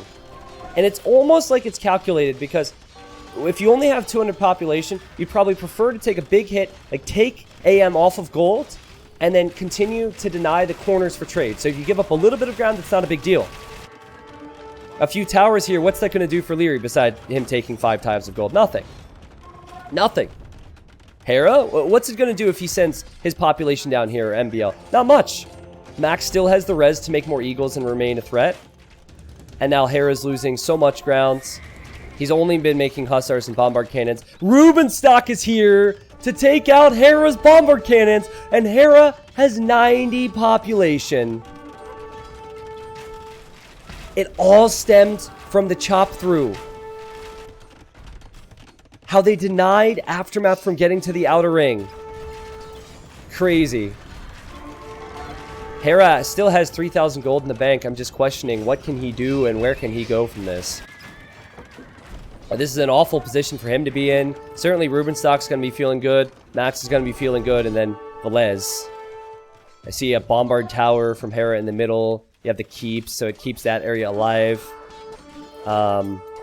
I think now Rubenstock starts to make some siege and starts to push these fortifications. As long as he continues to produce on the right side, the team's going to be fine. Normally, if you don't have the gold on the outer ring, you're going to want to have trade. In this case, it is double trouble for Aftermath because they don't have trade and they also don't have the gold in the outer ring. Wow, okay. I'm surprised Leary did that. Leary sniped a Treb with pathetic longswords. Nice quick walls and quick gates here. I guess that's so Hera can use his Bombard Cannon against the Treb, but still Leary will take losses. Heavy losses. Oh, and the Bombard Cannon will go down anyways! This is GG. This is GG. Everything's falling in the middle now for AM. The sides are being broken. Hera's trying a Cav Archer switch, but it's a very costly switch to make. And long-term space and long-term res is in Finland's favor. I'm really surprised that this strategy worked the way it did. I think a lot of it had to do with the civilizations that AM saved for this game. But I'll tell you what, guys, Finland had tried this before. I'd seen Yin Yang try it before. And the team that would cut to the outer edge, normally with Celts, would not win. Both flanks shift queued their villagers onto trees. Such a simple little thing. And they made it to the sides, and it changed the whole game. Just imagine if Hera and Leary were to have been out when those villagers arrived. Hera had light cav. He would have slaughtered the vills. He would have slaughtered the few crossbows that were there. And then Leary had archers. And he would have done the exact same to Max. The whole strategy was just Finland saying, well, I hope we get there. Because if we don't get there, we're kind of screwed. And I felt like AM just didn't expect that with the enemy not having Celts, that they would get through. Crazy. Like, on both sides, AM would have won if they just chopped through. Such a simple thing. 450 kills for Rubenstock, who I think deserves our salutes. Every player in this game is known as a top-level player, but I'd say Rubenstock is not known as a player who could carry Max. I mean, players who play with him, people who are in the top 100 know Rubenstock is capable, but that was still not an easy role for him to play. He was hitting multiple areas. He was on the left. He was on the right. He was in the middle. He played really well. You could argue it's also the easiest job to boom, but it's most important too. And 450 kills, 194 deaths for him.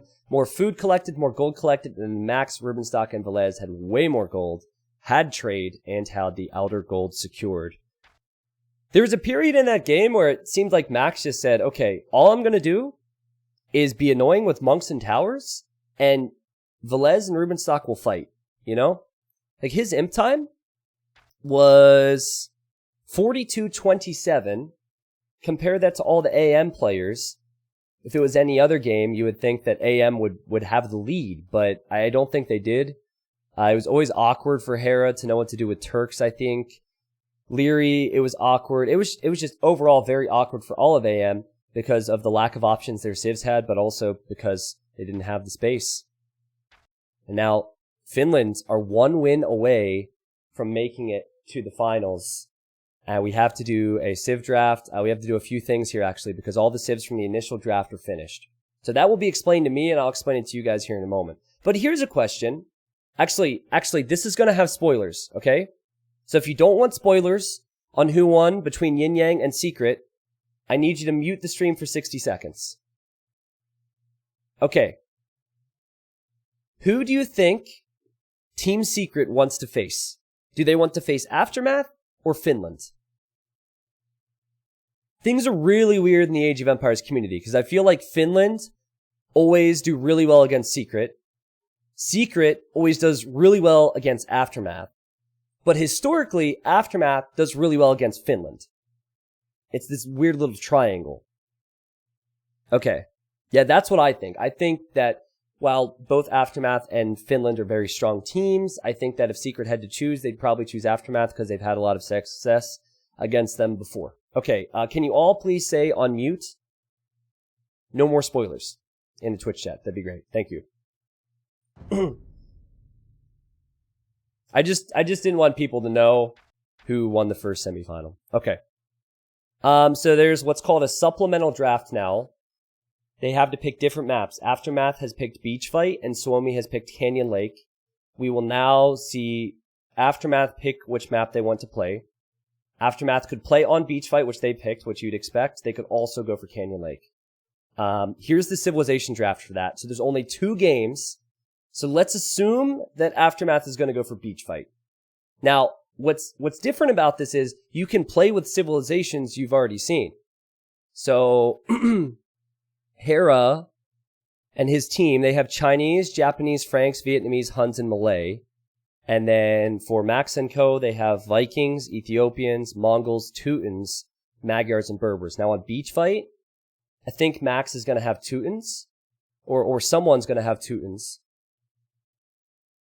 Maybe Teutons, maybe Ethiopians, maybe Vikings. I'm not sure. But it really changes how the maps are played. Notice how there's 4 global bands as well. So this is the order. It's a ton of global bands, and then global picks, and this is after the maps were picked. So it's really complicated. The reason a lot of civilizations are globally banned is because they don't want the enemy team to have them. Why no Indians? Because I don't think that the upcoming maps are really all that good for Indians, to be honest. Beach Fight certainly isn't. And then the other map is Canyon Lake. I don't think Canyon Lake is that great for Indians either. Yeah, so I think that makes sense. Oh, man. Okay. Well, let me just take a moment here. Thank you, everyone, again. First off, this is really important. Infoboat, thank you for the 1 viewer host. That's right. Infoboat probably wasn't streaming, went to his stream, and clicked / or typed / host T90 official. Thank you for bringing all your viewers to the stream. Okay, chat. Please say unmute. I think I'm being trolled. People know to unmute. Thank you very much to Asav as well for the 1 viewer host. So we are up 2 viewers because of this. Grim, thank you. Grim, aka Poleman, nice to have you here this weekend. He says, I'm new. Is this low evil legend? What? Thank you for the 30 months. I think Aftermath and Suomi will not think that's funny. Thank you. Thank you, Mini RS, for the 6 months. Thank you, Prophet, for the 3. I will keep it going. I don't know if you can tell, but my voice is slowly fading. I'll be able to make it the next 2 games, that's for sure. Prophet, Jerome, thank you. Oh, wait, no, I just said thank you to you. Okay, whatever. Double thank you. The Scott, SKTT, Dane, and thank you, Jean de la Physique, for the 7, or 4 months, rather. My brain's all frazzled right now. I have games on my mind. This has been a great day of Age of Empires 2, man. What's up, Britannics? Thank you for 29. Big viewership. People are ready. Raul, we're actually, I think we're going to have a T90 gasp emote in 2-ish weeks. Because I do go a lot. But yeah, I'm ready. I'm ready, man. Give me game 6. Now, do you remember my prediction? Do you guys remember? My prediction... Now, I predicted that Finland would win that game, then AM would tie it up, and then it'd go to game 7 and Finland would win. Obviously, I don't know. I would never want to cast games if I knew. That's just my thought. But AM can't lose now. Otherwise, they're out of the event. Now, that was my prediction after initially I had said something along the lines of, I think, 4-2 for AM at the start of the series. So, it's not the most bold guess to say that this might go back and forth. I don't know when game 1's going to be given to me, but we should have it soon.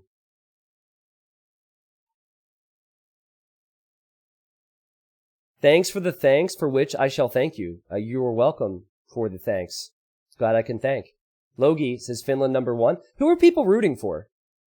It's tough, man. I think that, like, for me, I'm a fan of all these players. It's the same for Yin Yang. It's the same for Secret. It's hard for me to root against any team, but I'm curious.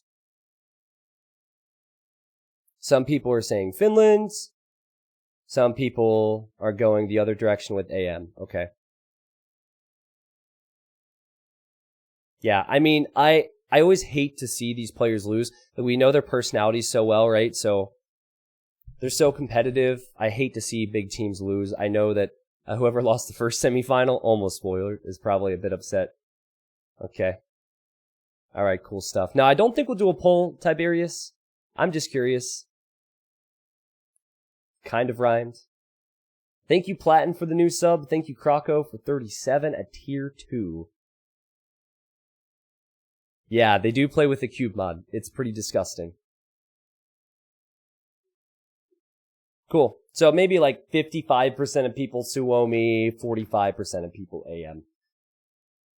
I know AM are certainly more well known as individuals, right? Most of them have a stream. Most of them are making content and they're kind of like more vocal. Whereas Finland, they just show up to win. I think Max used to stream. He streamed like 4 months ago or something. He's like not about it. Wait a second. Am I still subscribed to Max? He hasn't streamed in like 5 months. I think I might still be one of his subscribers. I haven't looked. He deserves it. He deserves it, even though he's not streaming. Max deserves it. Mule Hole, $20 donation, says longtime YouTube subscriber starting to consistently watch the stream. Keep it up, boss. Well, thanks. It's been grueling today. Woke up at 8:30 my time, started casting at 9 a.m. It's currently 3:10, but I hope this goes to 7 games. Best of 9 tomorrow. I will have a co-caster tomorrow. I'll tell you guys all about that and a few other things, depending on what happens today. I know I teased you earlier.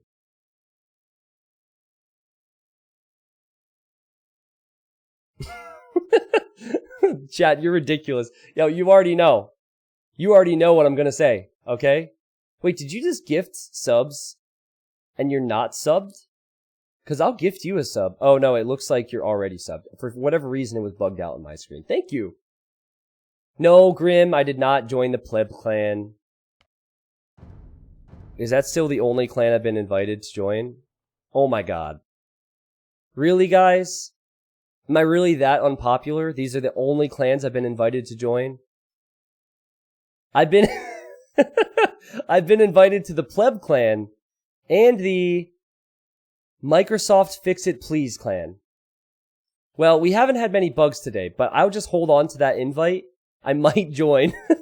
If I get really upset one day, I might join that, okay? We'll see. Freaking pleb. Oh, game 6! We got it! Isn't the pleb clan... Who's on that clan? People, do your research on that one. I feel like John Slow might be on that. At least he has an emote, which is pleb, but I don't know why I'm thinking emote. Did John Slow invite me to that? No, Fatslob is not on that clan. Somebody asked me if Fatslob wasn't on DE. He's not, but he's been playing like crazy on Classic. Alright, let's make it happen. Oh, you're on that clan. Oh, Grim, I didn't know that. Okay. Yeah, so as I expected, we have Beach Fight. And guys, what a tremendous series. Seeing as one team is on the brink of elimination, just in case it happens, can we get some salutes out ahead of time for all the players? I just said it a moment ago, it's great to watch high-level Age of Empires, but if you're going to have high-level Age of Empires and high-level competition, you're also going to have some amazing players go out. So Finland's up 3-2 here. AM need a result, but my respect goes out to the players for I know they've been practicing. I know there's been great preparation needed, and then, of course, amazing skill, which has taken years and years and years and years to get there. So props to everyone here. Thanks again to Mem, the organizer of the event, and thanks to all the sponsors and all that good stuff, and thanks to the viewers. We would not have events of this magnitude if it wasn't for each and every one of you. So you did this. You did this. Wait, Rubenstock's still playing. Wow, okay. Well, Rubenstock is in the yellow. He's playing as the Berbers. He's pocket again. That's a really weird roster switch up. How Zupi played almost the entirety of the tournament. Rubenstock would come in for 1 or 2 games, and now Zupi's out. And now Rubenstock's pocket again. Velez's flank. Velez is playing as the Ethiopians, and then we have the Max. Max is playing as the Teutons. I doubt we'll see Elite Teutonic Knights in this game because there's no stone on the map to make castles. Sorry, guys. Hera's in the teal. He's playing as the Vietnamese. Vietnamese, nice civilization for this. You know exactly where the enemy TCs are going to be. That also helps them knowing the positions of the players, too. MBL has gone for pocket. He's playing as the Franks. And then we have Leary playing as the Chinese on the other flank. So we have not seen a ton of Nikov today. So normally you see quite a bit of walling in the middle. Pockets go fast castle into knights. And 9 times out of 10 on this map, that's what has gone down. However, this map's a bit different because a lot of these civilizations would have already been used if this was game 3 or game 4. They had to do a supplemental draft. So maybe the meta shifts up a bit. Now, there's goats on this quicksands terrain. You can't build here, by the way, but you probably see a lot of scouts out there right now. And teams are just fighting over goats. And you start with pre-built T90 farms. And then you get 4 tiles of gold per player. Now, there's Hunt in the north. It's very rare to see teams take that until Castle Age. But there is Hunt and Berries in the north and the south. That's not visible. And then there is a gold corner on each side. And the gold corner is always visible. So some strategies, most strategies actually, revolve around lasting longer than the other team. Keeping them out of the gold corner. Sometimes if you're receiving heavy pressure on land, you can expand back with a TC on the gold. So it's kind of tough, but you can't just send 2 or 3 villagers there. The lions are protecting. So you have to make sure that you have military or you're able to send quite a few before you take that gold. Okay. Now, I think Rubenstock will probably go fast castle into camels and knights because he's Berbers. And because I've seen a lot of walling on this map and fast castling, it would make sense that he'd just want to get there. Kind of expecting the same from MBL. Hera, one of the best in the world at microing. One of the best in the world at playing straight into archers. I see signaling from Max, so I think he's about to send this villager out to wall this. Oh, and Hera might get lucky. He might get lucky. Max doesn't have his scout there to protect the Ville. Hera should kill it. Oh, wait. Max just got loom. Never mind. Actually, great job from Hera not to attack that then. I didn't realize Max was getting loom. So they went to wall this way. Thought Hera would get a Ville pick. It was perfectly timed for Max to get loom. He knew the risk. Now, you can try and pick a strategy to be aggressive against this, but one of the best strategies to go for against palisade walls is a tower. And you can't tower on a map. Or actually, I shouldn't say that because Yin Yang tried it. But there's no stone to collect, so towering is probably unrealistic. Hera's scout is on its own. And Rubenstock is here to help the Max. So now Hera will need to get out of here. He's going to try to, but he's walled in now. So I guess his scout's just going to lose HP. He might get some scouting intel, but that's not so good for him. Notice how AM are walling. That's weird to me. Like, no big attempts for team walls. Instead, they're going for individual walls.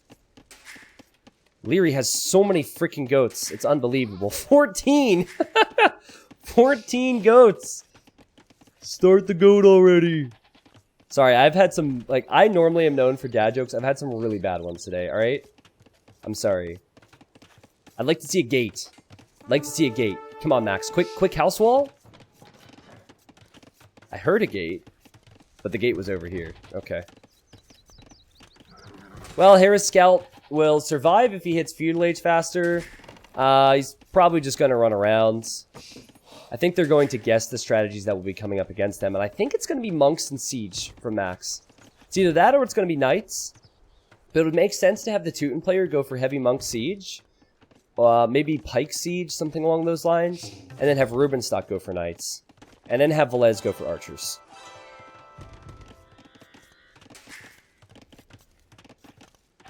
Man, I have so much I want to tell you guys. And I can't tell you anything. Sorry, we'll wait. Today might not even be the day. Maybe I'll bring it up tomorrow. Maybe this is just my elaborate plan to keep you guys here over the next 24 hours. Alright, every single player is on the way to feudal age. The latest will be the Max. Someone says Rubenstock is in the north. Oh, he's hunting. Interesting. Okay. So, I'll be curious to see how many stables he commits to. Because if he commits to 2 stables, that means he won't be in a position to go for a TC up here. That's interesting how he's taking the hunt. That combined with having cheap knights is nice. Did Hera scout? Hold on a second. Okay, so Hera did not scout the berries. Because if he would have scouted the berries didn't have a mill on it, he might have told his team to check the north. That could be huge, man. Like, that could be really helpful, or they also could be extremely risky. You don't need to pay much attention to it either. Your villagers will just continue to bring in those resources. He's actually a bit light on gold, Rubenstock. Needed 1 more vill on gold, possibly. I'm expecting a stable. I'm expecting a blacksmith. Maybe it'll end up being okay. Stable. And then market. Interesting. Okay, so we'll probably build the blacksmith later then. So I think he wants a market for free cartography. So you see the conversation right now? Max is probably saying, oh, this space is open. And then Vlez is pointing out the fact that Leary isn't walled yet. This could be really annoying for Leary, but I doubt it will be an issue because both of these scouts are weak. Yeah, they'll be fine. Could be annoying, but that's it. No, you can't see the northern and southern corner, guys. You can only see the gold corners. Actually, I'm curious if anyone scouted that. No, I doubt they would have a scout there. Castle Age on the way for Hera. And 2 range archers. Double palisade walls is something he could break through. Stone walls. What? Okay, so if he fully stone walls this, is Max then gonna... Wow, it's a lot of stone walls. What's the plan here? I'm still expecting siege. At this point, Max can't build a second TC unless he buys the stone. So it makes sense that he would go for siege. Maybe he'll build it here. There's going to be a gate there. They want to funnel through the middle. Not seeing a whole lot of signaling from AM. MBL's actually adding a few scouts, so he's definitely expecting monks. And Rubenstock will be able to see this. So 2 stable knights for MBL, 2 archer range archers for Hera, 2 archer range archers for Leary. AM are not using their stone at all right now. Whereas Finland's are going for a lot of stone. A lot of stone walls anyways. Man, the calm before the storm. This gets to me. This gets to me. Look at those resources for Max. There's gotta be villagers coming through here. Now, ideally, you build your buildings as forward as possible. Like, this would be the spot. But it's also extremely risky. So he will place the siege workshop in the monastery, and this will be a siege monk push. Hera is sending his archers around the left side. Now, Max, he's not known for his game sense, is he? No, he's known for his game sense. He knows! So he's committing to stone walls on the left, too, so Hera can't break through. I think he needs a stone wall or a house here, so Hera can't go through the palisade. But just realizing where he's exposed. This does concern me, though, because Hera will spot that hole.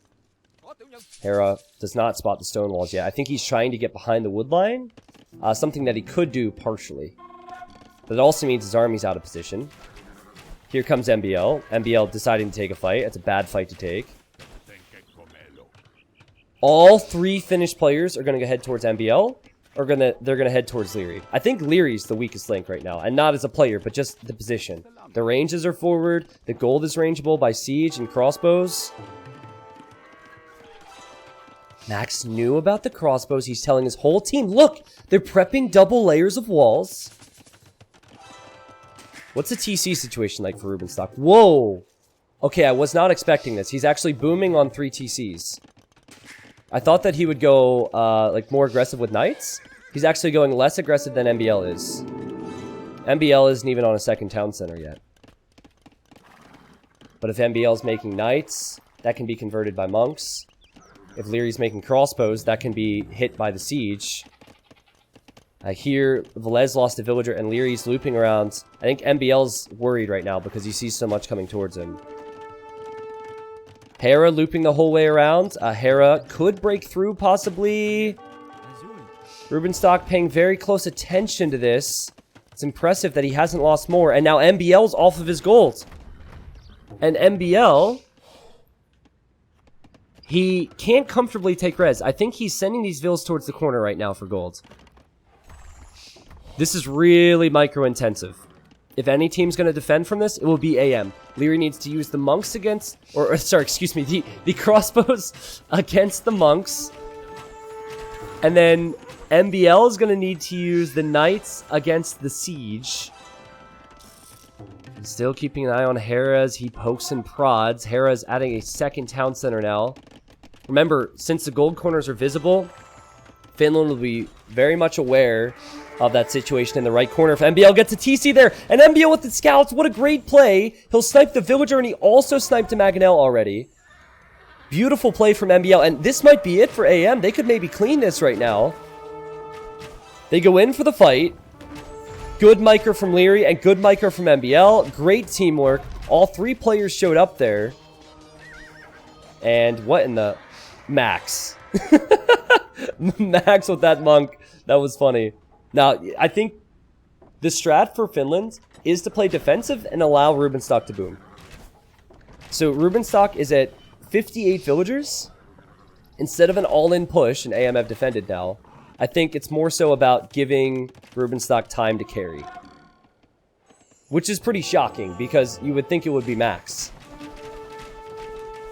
Hey, now Finland's go for this strong counterattack with all their military, and their stone walls there. Now, Hera's done a good job. I saw that he sat a single crossbow here. Did he just shoot that farm, or was it deleted? So yeah, he's on that golden, and Hera will also loop around to make siege on that side. I like that move. I also like how he's not committing everything there. That gets enough value. Okay, and here come MBL and Leary, and they want to break through into Velez's base. Maybe it's not possible, though. They still have to take out a range.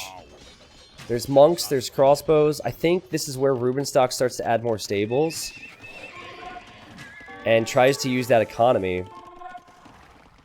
Now, guys, what if Rubenstock were to get +2 knights back to this TC? MBL actually... Okay, he's realized now, but... He had a few idols there. I think getting knights to that TC would be nice. He's going this direction now. Velez opened up a hole in the wall, and I guess he'll deal with those crossbows. Might even loop the whole way around to deal with Hera's siege push, too. Leary is imping. Leary is imping on 1 TC. If this does not work, not only will Aftermath lose the game, Aftermath are out of Battle of Africa. 1 TC. Game 1, it worked. Game 1, it worked amazing. Amazingly well. And it's probably a strategy that makes sense if they can hit before Rubenstock can mass those knights and get upgrades. Crazy economy for Rubenstock, though. Still out here hunting. He did clear up those crossbows I talked about. This is the one thing that is slightly concerning for Finland, is that Hera is sending more crossbows over, and Hera could also deny the gold corner, right? It all depends on how Max plays it. Max is imping! 1 TC, how? He's just going imp for monk upgrades. He just wants to get block printing and illumination. He will not have the food eco to get Onager, I'm pretty sure. This could be bad, though, because now MBL is over here. Oh, wait a second. Here comes Rubenstock. Rubenstock is on the way to help. Will he have enough? I mean, initially, he's not going to have enough. He's actually pop-capped. He forgot to build houses, but I'd expect him to have enough in a moment. Yeah, there we go. There we go. That's fine. I don't think that AM are going to care about this too much. They probably don't want Rubenstock to hit Leary. Ooh. Nice shot from Max. And 1 for 1. See, I don't think it's a big concern. It's a big concern if they lose momentum on the left and then Hera gets smashed by the knights, obviously, but For Leary, it's fine, because now Leary can push forward. And now we have more stone walls for Velez, so he knows that he's exposed. He thinks a couple steps ahead, and then Rubenstock takes a big fight. Everything that Hera has here should die. Only 13 crossbows. MBL has to run away with the knights. Guys, MBL is 20 villagers behind Rubenstock. And Rubenstock has the cheaper knights. Can Leary push? Can he break through? He already has capped ram. MBL's here with more knights to help. Where does AM push? I noticed that Leary just built a TC over here. So he will have a second TC on gold. Only 9 on food right now. Hera needs to make sure he walls this. Oh my goodness. I thought that MBL's knights were going to block the house foundation and all the knights would get through. There's a hole here. I'm so stressed right now, chat. I'm so stressed. And Max is getting this monk upgrades. How much military does he have? 10. Probably doesn't want to be anywhere near archers, but if there's 25 archers and he gets 10 conversions, that's decent. Rubenstock continues to get housed. This is a problem. He's producing so much, and every time I look at his point of view, he's pop capped. It's a good problem to have, I suppose. You could spin it positively and say that means he's producing a lot. But you've got to avoid doing that. Zupi. Not in this game. Rubenstock's got... Oh, he's in to MBL's base! But wait, this might be good for MBL. Oh, it's great for MBL. It was a trap. MBL wanted it to happen. It separated the group of knights. And MBL cleans that. Alright, so Rubenstock's about to click up to the Imperial Age. Velez is on the way to the Imperial Age, about to arrive. And Max is going to need some big shots because this is a lot of momentum for Leary. Leary sees it, and Leary should have no problem taking out a few Mangonels with Arbs. Max is so fragile right now. Oh my god! Wait a second. What in the world is Hera doing out here? Hera tried to get a TC up in the other gold corner. That is bold. Let's see if it pays off here. Well, Max, he wasn't expecting that. He saw the villagers, but he didn't see the crossbows. So Hera, it works out, and Max can't take gold now. And Max, he might need to run entirely. He has 1 TC, 44 population. The monks are still here, but MBL's behind this. Oh no, Finland. You could see the idea behind the strategy. A great recovery from MBL to get his pop-up. And right now, Leary and MBL look unstoppable. MBL's not imping, but they're going to ram down all the buildings from Rubenstock. And Hera will actually get a TC up over here. That's amazing. That is amazing. Now, Rubenstock can make knights, but the longer they keep them away from here, the better. Wow. Okay, so Hera will take some of that gold and say thank you very much.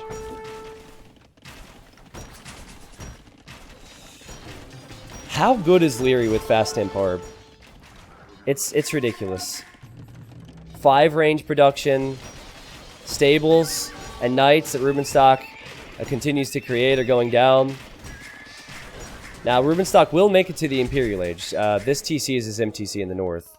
But Hera's all over this TC, and Rubenstock doesn't notice. He has no villagers here now. Oh, and Max is going to drop a TC. No way. Max has to get conversions on crossbows. It's going to be an Imperial Age douche. Imperial Age TC drop. Max gets 2, 3 conversions. At least his TC will go up. At least he has that much. But what will Rubenstock have? Can he get enough, guys? His Vil count is great, but he doesn't have a lot of gold now. Leary also has more numbers and more upgrades than Velez does right now. And Rubenstock's villagers, oh man, they're getting slaughtered. This will give MBL time. This will probably give MBL a lead too. I think if you're MBL, you've got to decide now. Do I continue to create more knights? Or do I go to the Imperial Age? I think you continue to create more knights. Continue to spam them. Is this going to a Game 7? Finland. Max is resigned. Max is resigned. The game is over. Finland tap out. And Aftermath. Oh man, I thought they were dead. When I saw Rubenstock's Vil count, I really thought they were going to die. But guys, Rubenstock couldn't get the numbers out in time. He had the eco. In fact, even now if you look, Yeah, he had so much more food than MBL, and they were eventually going to shift over to that gold corner, I'm sure. Props to Hera for taking the left side away, and then props to MBL and Leary for pushing back. My goodness, that was sick. I feel like, okay, I didn't say this in the previous game because Rubenstock played like a beast, but Rubenstock got housed a lot, and I feel like Max would have been a more capable pocket. You know? I feel like Max would have done slightly better there. I think he would have been imp slightly better there. Would have not got pop capped. Could have boomed the same. And then maybe the Monk Siege role is something that suits Rubenstock more than Max. I don't know. Well, we'll know the civilizations going into Game 7, and we will also know the map. I'm so on edge. I can't do anything right now. I'll quickly show you this here. Leary's KD, incredible. MVP for AM so far in this series, if you ask me. 63 kills, 13 units lost, 74 army. Jeez. That was a great recovery from MBL too. MBL had a few moments, and Hera, where they recovered after falling behind. I think MBL's decision to take the gold corner is either really risky to do it that early because you don't know if there's any units patrolling out there, or could work really well, and I think it worked well for him. I think that's the second, or maybe even the third time we've seen Leary go 1 TC imp, and then add TCs after the fact. Just goes for the Arbalest power spike, doesn't care about economy. All micro, what a nerd.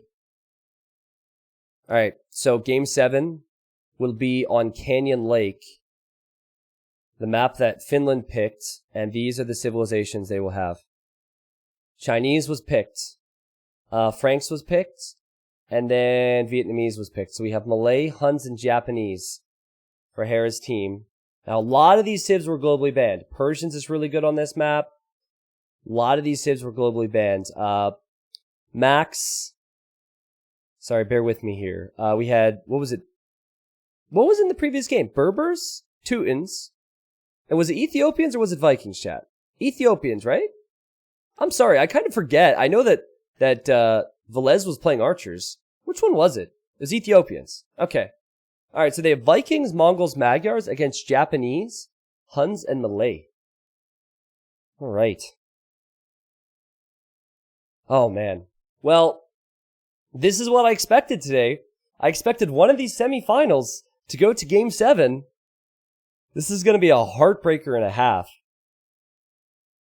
See, bipolar worlds, that's what I'm thinking. Max not being pocket is weird. But Max wasn't pocket in the game they won, the game before. So, Rubenstock played really well. Maybe Rubenstock feels less comfortable when he's heavily under pressure. It's funny saying that when Rubenstock's normally the one dishing out a lot of awkward pressure, but... it's hard to say. I'm not even sure if Rubenstock wouldn't have got housed, that they would have done enough there. Maybe he could have produced a bit faster. Maybe he could have got units out. But I still think, if anything, the most questionable decision in that game was Max going 1 TC with Teutons for monk upgrades. You know? He didn't have a lot of siege. He didn't have a lot of monks. I don't think Max had a real clear game plan. Yeah, so I don't think he was on point with his push. Exactly. Chimeras Admiral, thank you. He says, hi, I'm new. Thank you for 17. Thank you, Fantasy, for gifting a sub. I think you did so yesterday or at some other point this week. Thank you for that. Yeety Boy donated 5. He says, hippity hoppity, T90 is my stepfather to be. What? I didn't hear about that one yet. Hi, son. Larza and Pokemonic, thank you for the Twitch Prime. And hopefully there's no other surprise babies here. Renru, thank you for the Twitch Prime. Well, if you think about that middle fight, why did AM win that middle fight? Twitch chat. Fallacies is saying the middle fight was so important. AM was able to push back, but why was AM able to push back? Because Rubenstock went for 3 TCs.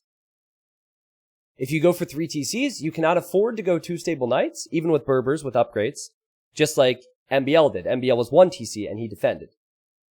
So that's the reason behind it. So it's either a team strategy that just doesn't make any sense because you have Rubenstock booming, and then Max and Velez are obviously going to have less units, or they were hoping to do a little bit more without having Rubenstock, and then maybe Rubenstock would come in later.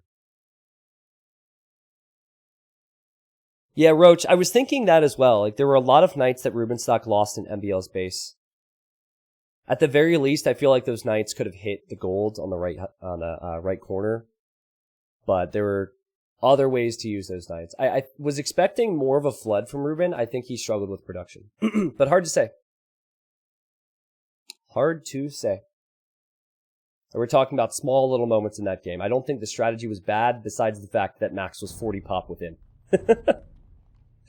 Okay, guys, game number 7. Thank you for hanging with me. It will be on Canyon Lake, and here we are. We've seen this map before, and Max is back in pocket position. Is Zupi back? Zupi is back in for Finland's. Again, I'll say it. It's been a tremendous series. It's been an honor to cast these players. It always is. Zupi is the flank on the right side. He is playing as the Mongols. The pocket is the Max. And Max is playing as the Magyars. And then the other flank is Velez, who's playing as the Vikings. Against Velez, we have Hera. Hera's playing the Malay. The pocket is Nikov, who's playing as the Huns. And then we have Leary. So MBL takes the bench. And if you remember, every single time that I've seen this map from Aftermath, Nikov has played pocket here, and he's a beast. He's an absolute beast. So a Japanese for Leary. Now, everything I always talk about on this map is based on how you address the pawns initially. If you have a flank player go for water and also a pocket player go for water, that's one really good way to win water.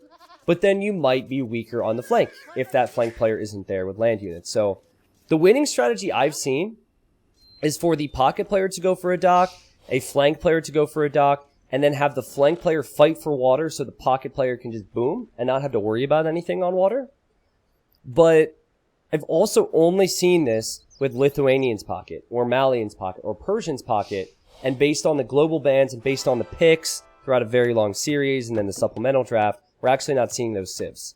So I don't know how much changes, but Leary against Zupi. Zupi maybe was having nightmares about that during the break. He had, what, 2 games off? I'm sure he'll be fine here. Now, Zupi being Mongols is a bit different. Like, this tells me that they might go for a different strategy, because you normally don't pick Mongols for the mid-game. And I think that this is all about the mid-game. So maybe he wants to hunt extra quick, and then he wants to be able to go forward and go for something wacky. Or maybe, like, could you pick Mongols here so you could go fast feudal to win water? That's an idea. Now, check this out. This is huge. Hera, he's scouting the shoreline to see if Max is docking. Max is docking. Hera got there too early. Leary's also here. Now, Max should know to wall in his Vil. He does, and Max got a little bit lucky there. No loom on that Vil. I'm thinking that might be the strat. To go fast feudal for water control? It's not something you see too much from Zupi, but I guess if I had to pick one player to play straight into archers, it'd probably be Velez. Velez is amazing. Velez is like Finland's Tato, where normally straight archers, and he's one of the best in the world at that. Yep, it's exactly what we're seeing from Velez. And obviously Velez is Vikings, so it's not like he could go for water and go for fire galleys, because Vikings don't get fire galleys. Alright, Zupi, he sees that Hera and Leary are here. He's making sure he gets the walls up. This is actually good work from AM, because the more they attack this, the more that Zupi actually has to build this, and the more it delays Zupi's dock. But shouldn't be a huge concern. There's a dock for Nikov. So what I expect is a 1v1 on water between Leary and between Zupi. Japanese are really flexible with that, and their fishing ships are tanky. So I favor AM. All depends on how quick Zupi can be to feudal age. The Japanese definitely better in the mid game. Mongols get really strong if this goes super late with Mangadai.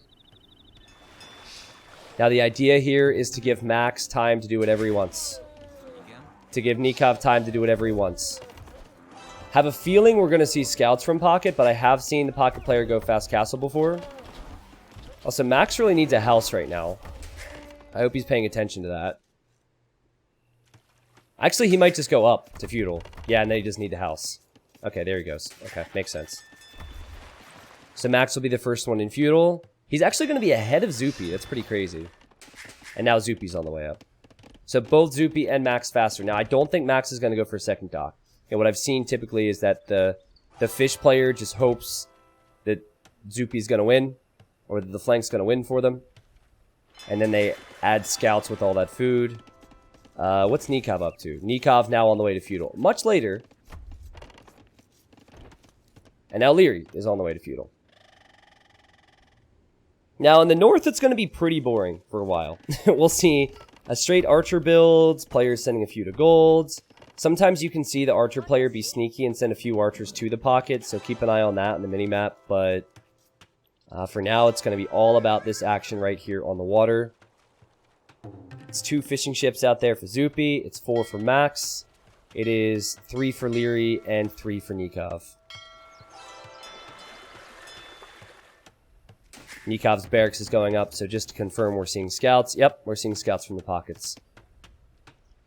What better way to end a series than have teams go for the same strategy? Different civs, different pros and cons, some of the small little things, but yeah, to see this is really cool. Actually, Max and Zupi are both here with their scouts, and they're in feudal age faster. So they can take good fights. Oh, there's also a Vil there. Okay, never mind. Zupi took 1 too many hits. So they will probably back away.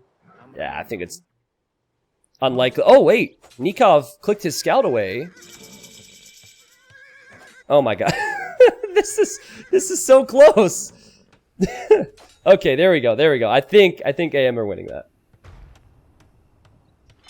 2 docks for Zupi. He's at 75% with his fire galleys. And it's 70% for Leary. Not a big deal at all. But I think the difference might be the amount they have on wood. And how much things cost, right? Oh my god. Zupi's trying to save the Vil. He might do so. That was amazing micro from Nikov. And that was amazing micro from Leary. Oh, the Vil could still die. Unlikely, but the Vil could still get picked off if another scout comes in. But yeah, that Vil's actually trying to wall that. Normally the Vil's going to be needed for repairs. So I always wonder in this situation, if you feel like you're behind on water, does it make sense to just snipe the fish from the pocket? Because if the whole idea is to have your pocket in a stronger position, what if you just... Because at this point I think Zupi's falling behind, depending on repairs. What if he just goes for a wacky snipe on Nikov's fish? Oh, this is so good for Leary. There's going to be a demo coming out, though. It could be huge. 1 fishing ship has already gone down. Oh! Nice demo. And crucial repairs for Zupi. Why is Leary fighting with a 1 HP fire? That is weird. But maybe it's just confidence. Because the scouts from Nikov have come in. I didn't even think about sending more scouts. That's exactly what he's done. And now Leary has the demo. And Leary could probably take those fish out. This is a great start for AM. This is exactly what they would want. They haven't won water yet, but Nikov's able to do his thing. Nikov's sending 3 scouts towards the max right now. Okay, so I look now to the north, where Velez is sending archers through. Hera is very much just sitting at home, playing defensive as he should. But it is risky, too. I think Hera's responsibility now is going to be to tell his team if the archers aren't at his base. Because if the archers run right by and hit Nikov, Nikov could be hit. He actually already built an outpost there. Yeah, that gold could be ranged. Nikov's scouts have come on down towards Zupi. Zupi's already walling up. Zupi's already fine. And Zupi has not lost water. He still has to continue to fight, but certainly it's not going to be good that Max has lost some of those fishing ships. I haven't seen many scouts from Max. Nikov just missed an opportunity for a Vil. I guess the scouts are all the way back here. That's really peculiar. And then the archers for Velez, I think he might be worried that Hera's going to come to him. Now Hera might be worried that They're both really scared that a sneak archer rush is gonna come, so they're playing defensive. It's funny. Nikov ended up sniping 2 villagers there. That's sick play from him. Oh no! Nikov! Nikov! He'll lose 2 villagers. Well, those scouts kind of came out of nowhere. Crazy. Leary's played amazing. He did build a barracks, so he'll probably follow this up with a range and finally contribute with military. Lots of little defensive towers on the wood line. Okay, now Max is going to say that Hera has sent his archers back, and Velez will know. So Velez is probably going to come forward. Instant communication, instant movement. I just want to know what the pocket castle age times are going to be. I see bloodlines now for Max. Is that not a little bit weird? Does he have more scouts? Oh my god, he has a ton more scouts. Yeah, that could be huge then. Nikov already has bloodlines. I think the best play for Velez is probably to hide. Could be dangerous out here. Unless Nikov's not paying attention. Nikov could get hit by that. And I think Leary just signaled it to him. And now Velez will probably back up. Whew. Okay, can Nikov hold from this? Because Nikov has some fish. He's obviously farming. Good eco. Not the best eco balance. He probably needs to buy some food. And Max is untouched right now. That's dangerous for AM. If Max does damage here... Oh, he is forging too. And he's in. He is in. Nikov has vills. Can he save them? He loses just 1. And he's actually bringing his scouts back. But Nikov has bloodlines. He does not have forging. Max can take a great fight. Max didn't see them. Nikov gets free hits. Alright, Nikov's fine. Ish. I love how Hera built the outposts and the houses here, so he will know when the pressure's coming. All Hera's doing is waiting to click up to the next stage. Power of melee. 11 scouts for the Max, who's clicked up to Castle Age. Nikov has now clicked up to Castle Age as well. Interesting how Hera's going to take this stone. Does he not have... Oh, he didn't scout that stone. That's okay. That's kind of weird. But I guess it happens, right? I think he lost the scout pretty early. I think that also tells us why he's been so hesitant to take engagement sometimes, because he doesn't have the scout. He doesn't know. Is there much happening between Leary and Zupi? Leary's making archers. And Zupi's about to click up, and Zupi... I have no clue what his plan is. Because Zupi doesn't even have an archer range. Oh, he has 5 on stone. He wants to get to Mangadai. It's extremely risky.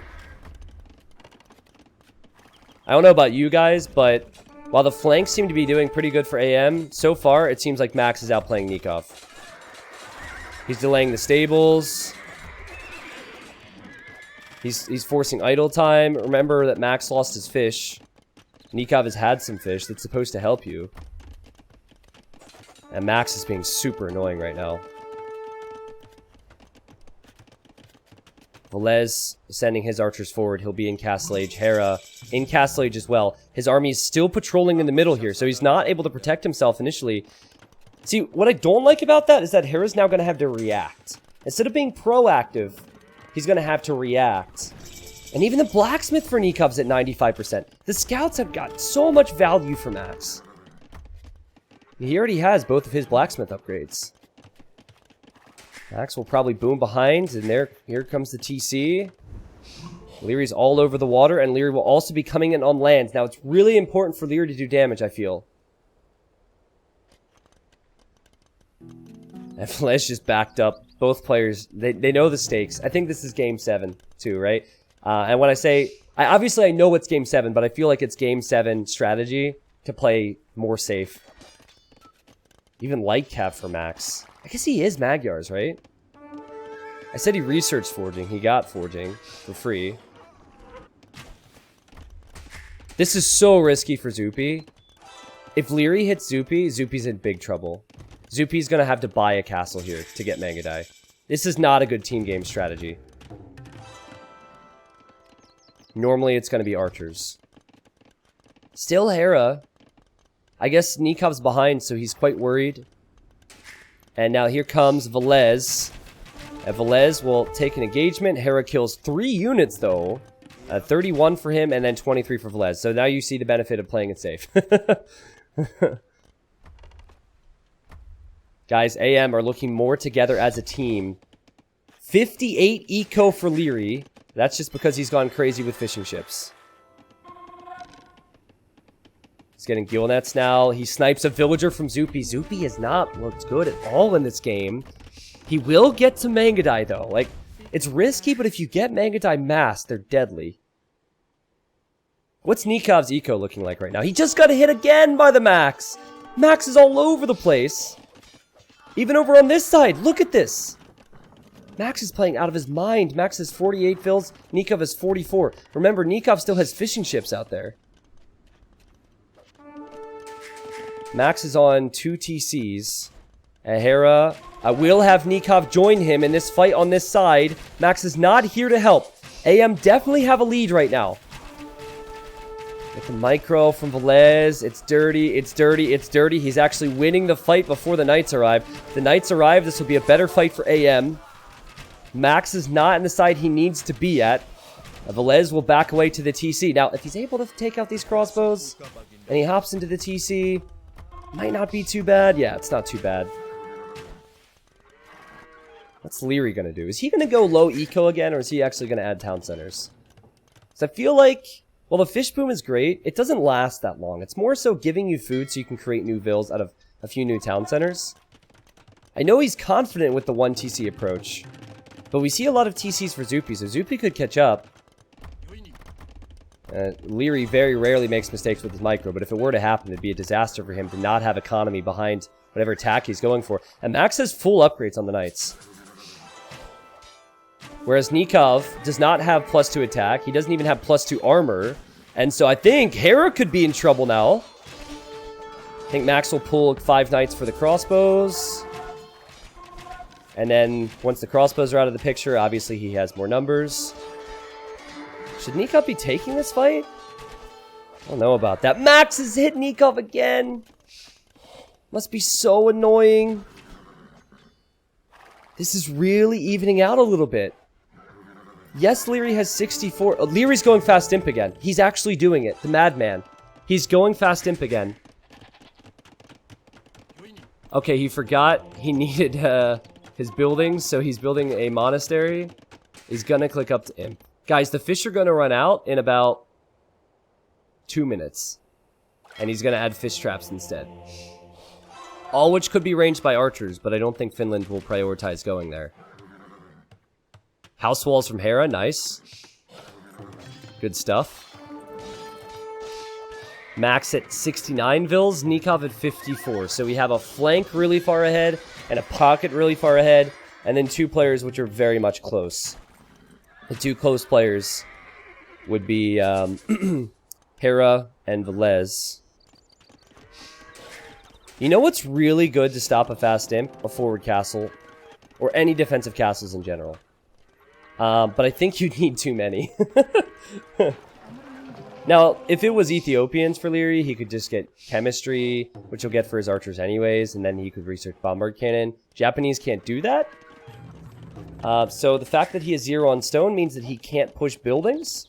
He's just hoping to hit eco. Very, very fragile stuff here for Leary.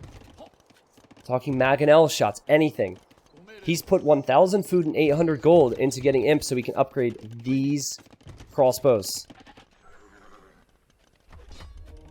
Nikov has kind of fallen back over the last couple moments. I think that AM in general are going to play very safe. Here you have Hera! I say that. Okay, Hera notices, but he doesn't have support from Nikov, so I think he needs to leave. And Velez is imping. Hera's close to clicking up. That could be dangerous on that side as well. Those are actually rams in there. He wants to go for a big push at Hera's base. Alright, here comes Hera. Or what am I talking about? Leary.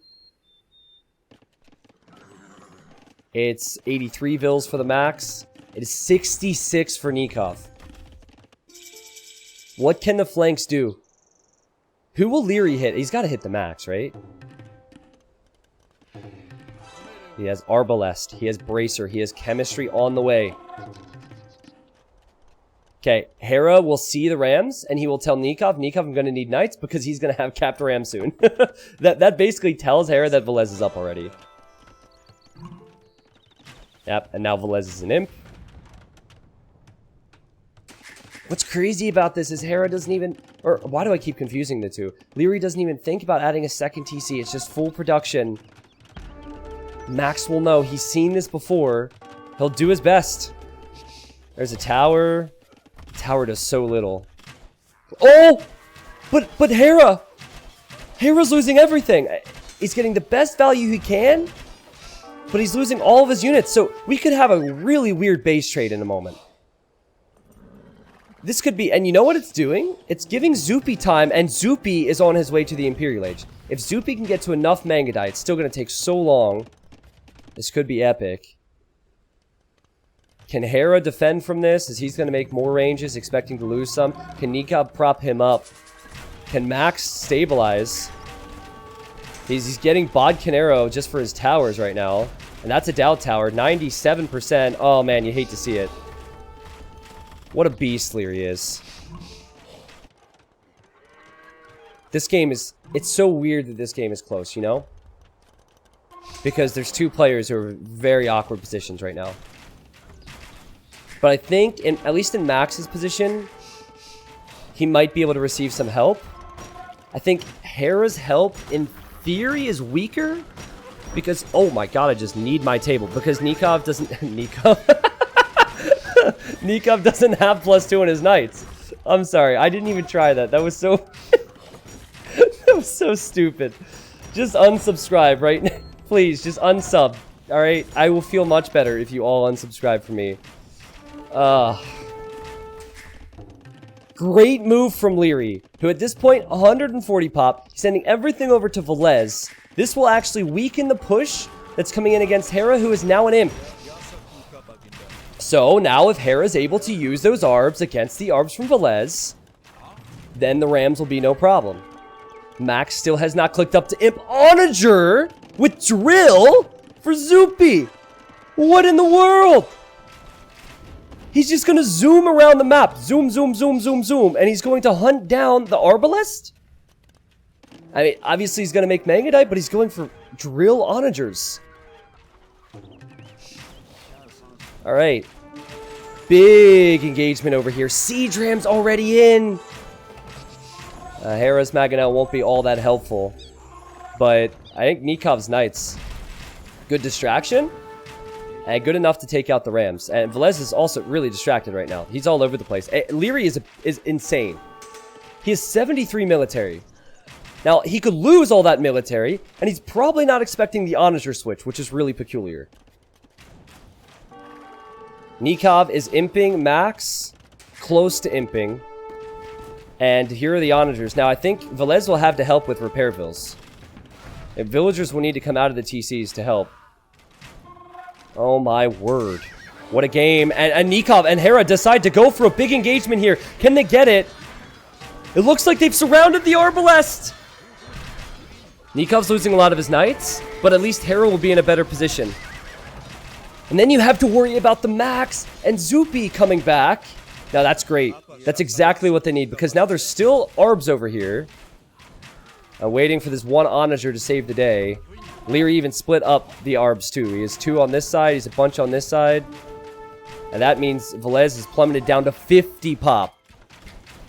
Can Mangudai save it for Finland? I don't... Not yet. Not yet. Oh man, the micro! The Onager didn't work! This is Aftermath's game now. This is Aftermath's game. It's their game to lose, let's put it that way. They made it to Battle of Africa 1 finals. I think many people expected them to make it to the finals today. Well, the finals are tomorrow, but you know what I mean. Leary is freaking everywhere. This is unreal. Honestly, one of the best tournaments I've ever seen from Leary, both in 1v1s and team games. Battle of Africa 2. What he's been able to do, I say as he gets rocked by an Onager, but what he's been able to do on a consistent basis as flank has been unreal for his team. I see Leary sending food to Nikov, which is the play, so Nikov can get to Paladin. It just gets worse and worse and worse for Velez. Max is going to have to carry, and Zoopy's going to have to carry. If there was ever a Civ, Mongols would be it. If there was ever a Civ to bring back a game, Mongols with Mass Elite Mangudai would do it. And Leary, he's actually done a great job at adding eco behind this as well. However, I think a lot of it's fish. Yeah, he's adding fish traps. They simply don't have enough Mangudai or don't have enough onagers to engage against these groups of Arbs. Come on, Zoopy, you've got to go for it. You've got to try to get a clump of them. Nope. And Nikov even leaves the Knights there. That's so good. Max will have Magyar, Cavalier in a moment. Already has the attack. Armor's about to complete. Slowly but surely, the Mangudai are mopping up the Arbs from Leary. And now they take this fight. The Onager didn't work out over here too well. I think this is a fight which is not good at all for the Max. And Nikov should have the res for Paladin. Nikov's clicking Paladin now. So with Paladin on the way, he should be in a great position. And that's just great teamwork from AM to realize they need to get food over to him. I think we'll see the same, actually. Max is about to click Paladin after he completes Cavalier. So Mangudai, almost full upgrades. And Cavalier against Arbs and Cavalier for now. Okay, big thing I would say for AM is they need a strong follow-up. So they need to make sure that they defeat Velez. Like, they need to continue this pressure because they know the danger of Paladin Mangudai. So they need to gain as big a lead as possible before it gets crazy. As of now, there are corners kind of secured for Finland if they want to trade. But villagers are getting slaughtered. Now, I'm just thinking that AM should add markets in the corners and make trade. Here goes Zoopy with a big attack round, but it was microed by Leary. Stupid. Stupid micro. Alright. Well, the Arbs will get mopped up finally, but look at Max's base. Max is down. Actually, he's at 170 pop somehow, but Max is losing countless units. I think Leary needs to make sure he starts getting fortifications up here. So, like, maybe a few castles to start pushing. Because if it ever gets to the point where it's bet one composition against the other composition, Mangudai Paladin could be 2 players making Arbs and 1 player making Paladin. So, deny the trade. I don't know. Nikov's spamming so much more. Look at the queue for Nikov. Dude, Nikov, make a few more stables, why don't you? 5 stables. He has over 50 Paladins queued up. He needs, like, 6 more stables. Guys, I don't think Finland can win this. I don't think Finland can win this. I'm just not seeing enough of a bounce back for the Max. Zoopy has the Mangudai. That's great, but he needs to get it over here now. Well, the raids continuing. Velez losing so much of his pop at this point. Velez is doing nothing but surviving. I think they need to win this fight. They need to take this fight, certainly, for the position, and they need to win this fight. Have a chance, Finland. Crazy. 32 Paladins against 19 Paladins. So, Hera did a fantastic thing there, microing the Mangudai down, but the Paladins hold. Finland's, they have the corners still for trade. Again, there's got to be a big follow-up for Leary with Siege, I think, to take the castle out and take the corner away. There's still so much gold in the middle. Nikov has added more stables now, and he's going to add more stables forward, too. Max has 0 on gold. And the GG's called. AM will go to the grand finals of Battle of Africa 2. I can't say who they're against because I don't want to spoil, but they made it. Oh, man, that was such a good game. What in the world was that from Leary, though? 1 TC again. The guy is amazing. Unbelievable. I have no words for that play. He was all over Zoopy. But first off, he had to win water. He won water. Then he hit Zoopy. Then he hit Max. Then he hit Velez. And he just continued to play. The micro was insane. The position was perfect. Hey, Hera and Nikov held that northern side, which was really important. I thought that Hera was in big trouble. Nikov was there to help. I know Nikov had a really rough time compared to Max in this game, but great defense from AM. That's probably the first or second game in that whole best of 7 where one team was behind and came back, I think. Leary would say, nah, we were never behind. Like, nah, full fish boom and 70 arbalists. They couldn't kill that. But whatever Leary would say, it felt to me like when Max was destroying Nikov's eco, when he got 20, 25 villagers ahead, that there was potential there for Finland. And then also when I saw Onager and when I saw Mangadai, I felt like there was potential. It's really close. It was weird, but one flank was behind and then the pocket was behind. So you never know what's going to be more important. It always depends. I think having that flank, as long as your flank's going to play like that, having the flank ahead in the south was the difference maker. They look at this KD. The KD's probably, wow, you know what? I thought it was going to be even worse for Leary because he did lose a lot of units. 76 largest army, 198 kills. Keep in mind that he was taking fights against Max, Velez, and Zupi before Nikov even came into the picture with Cav. More food collected for the Max. The gold collected was a big issue once he got attacked by AM. Due to that pressure, Max wasn't able to have the gold income to make more paladins and to make more trade. 141 villager max for both Nikov and Max. Great boom back from Nikov, but I think this here was huge. Hera and Leary both set all their food because they're only making arbs over to Nikov, so Nikov could recover and get to paladin. I think that was really important. It wasn't really needed, I guess. Like, Velez didn't have the villagers to even bring in food to send to Max. Max researched paladin on his own, but had they not done that, that's another way that maybe Finland could have come back with paladin against just Cavalier. Whew. So that's a heartbreaker for Finland. They were an amazing team in the group of death. They made it past the group of death, of course, to the semifinals. They had to fight in the quarterfinals. They are an amazing team, one of my favorite teams. AM and Secret are going to face off in Battle of Africa 2, just like they did 2 years ago, and Battle of Africa 1. Ah, damn it, I spoiled! I'm so sorry! I can't help it! I can't. Listen, I'm sorry. I tried my best, but I kind of have to sum it up this way, alright? That way people in the next YouTube video and the stream tomorrow know what's happening. I'm a caster. I'm so sorry. But, I can't say it was necessarily expected. I can't say it was expected because of all the other strong teams in the tournament, but Aftermath definitely deserves to be there. I think it's going to be tremendous. AM are arguably better than they were 2 years ago. Actually, no, they're not arguably better. They are better than they were 2 years ago. Secret probably are as well. Even though the rosters haven't changed, I think all teams have improved.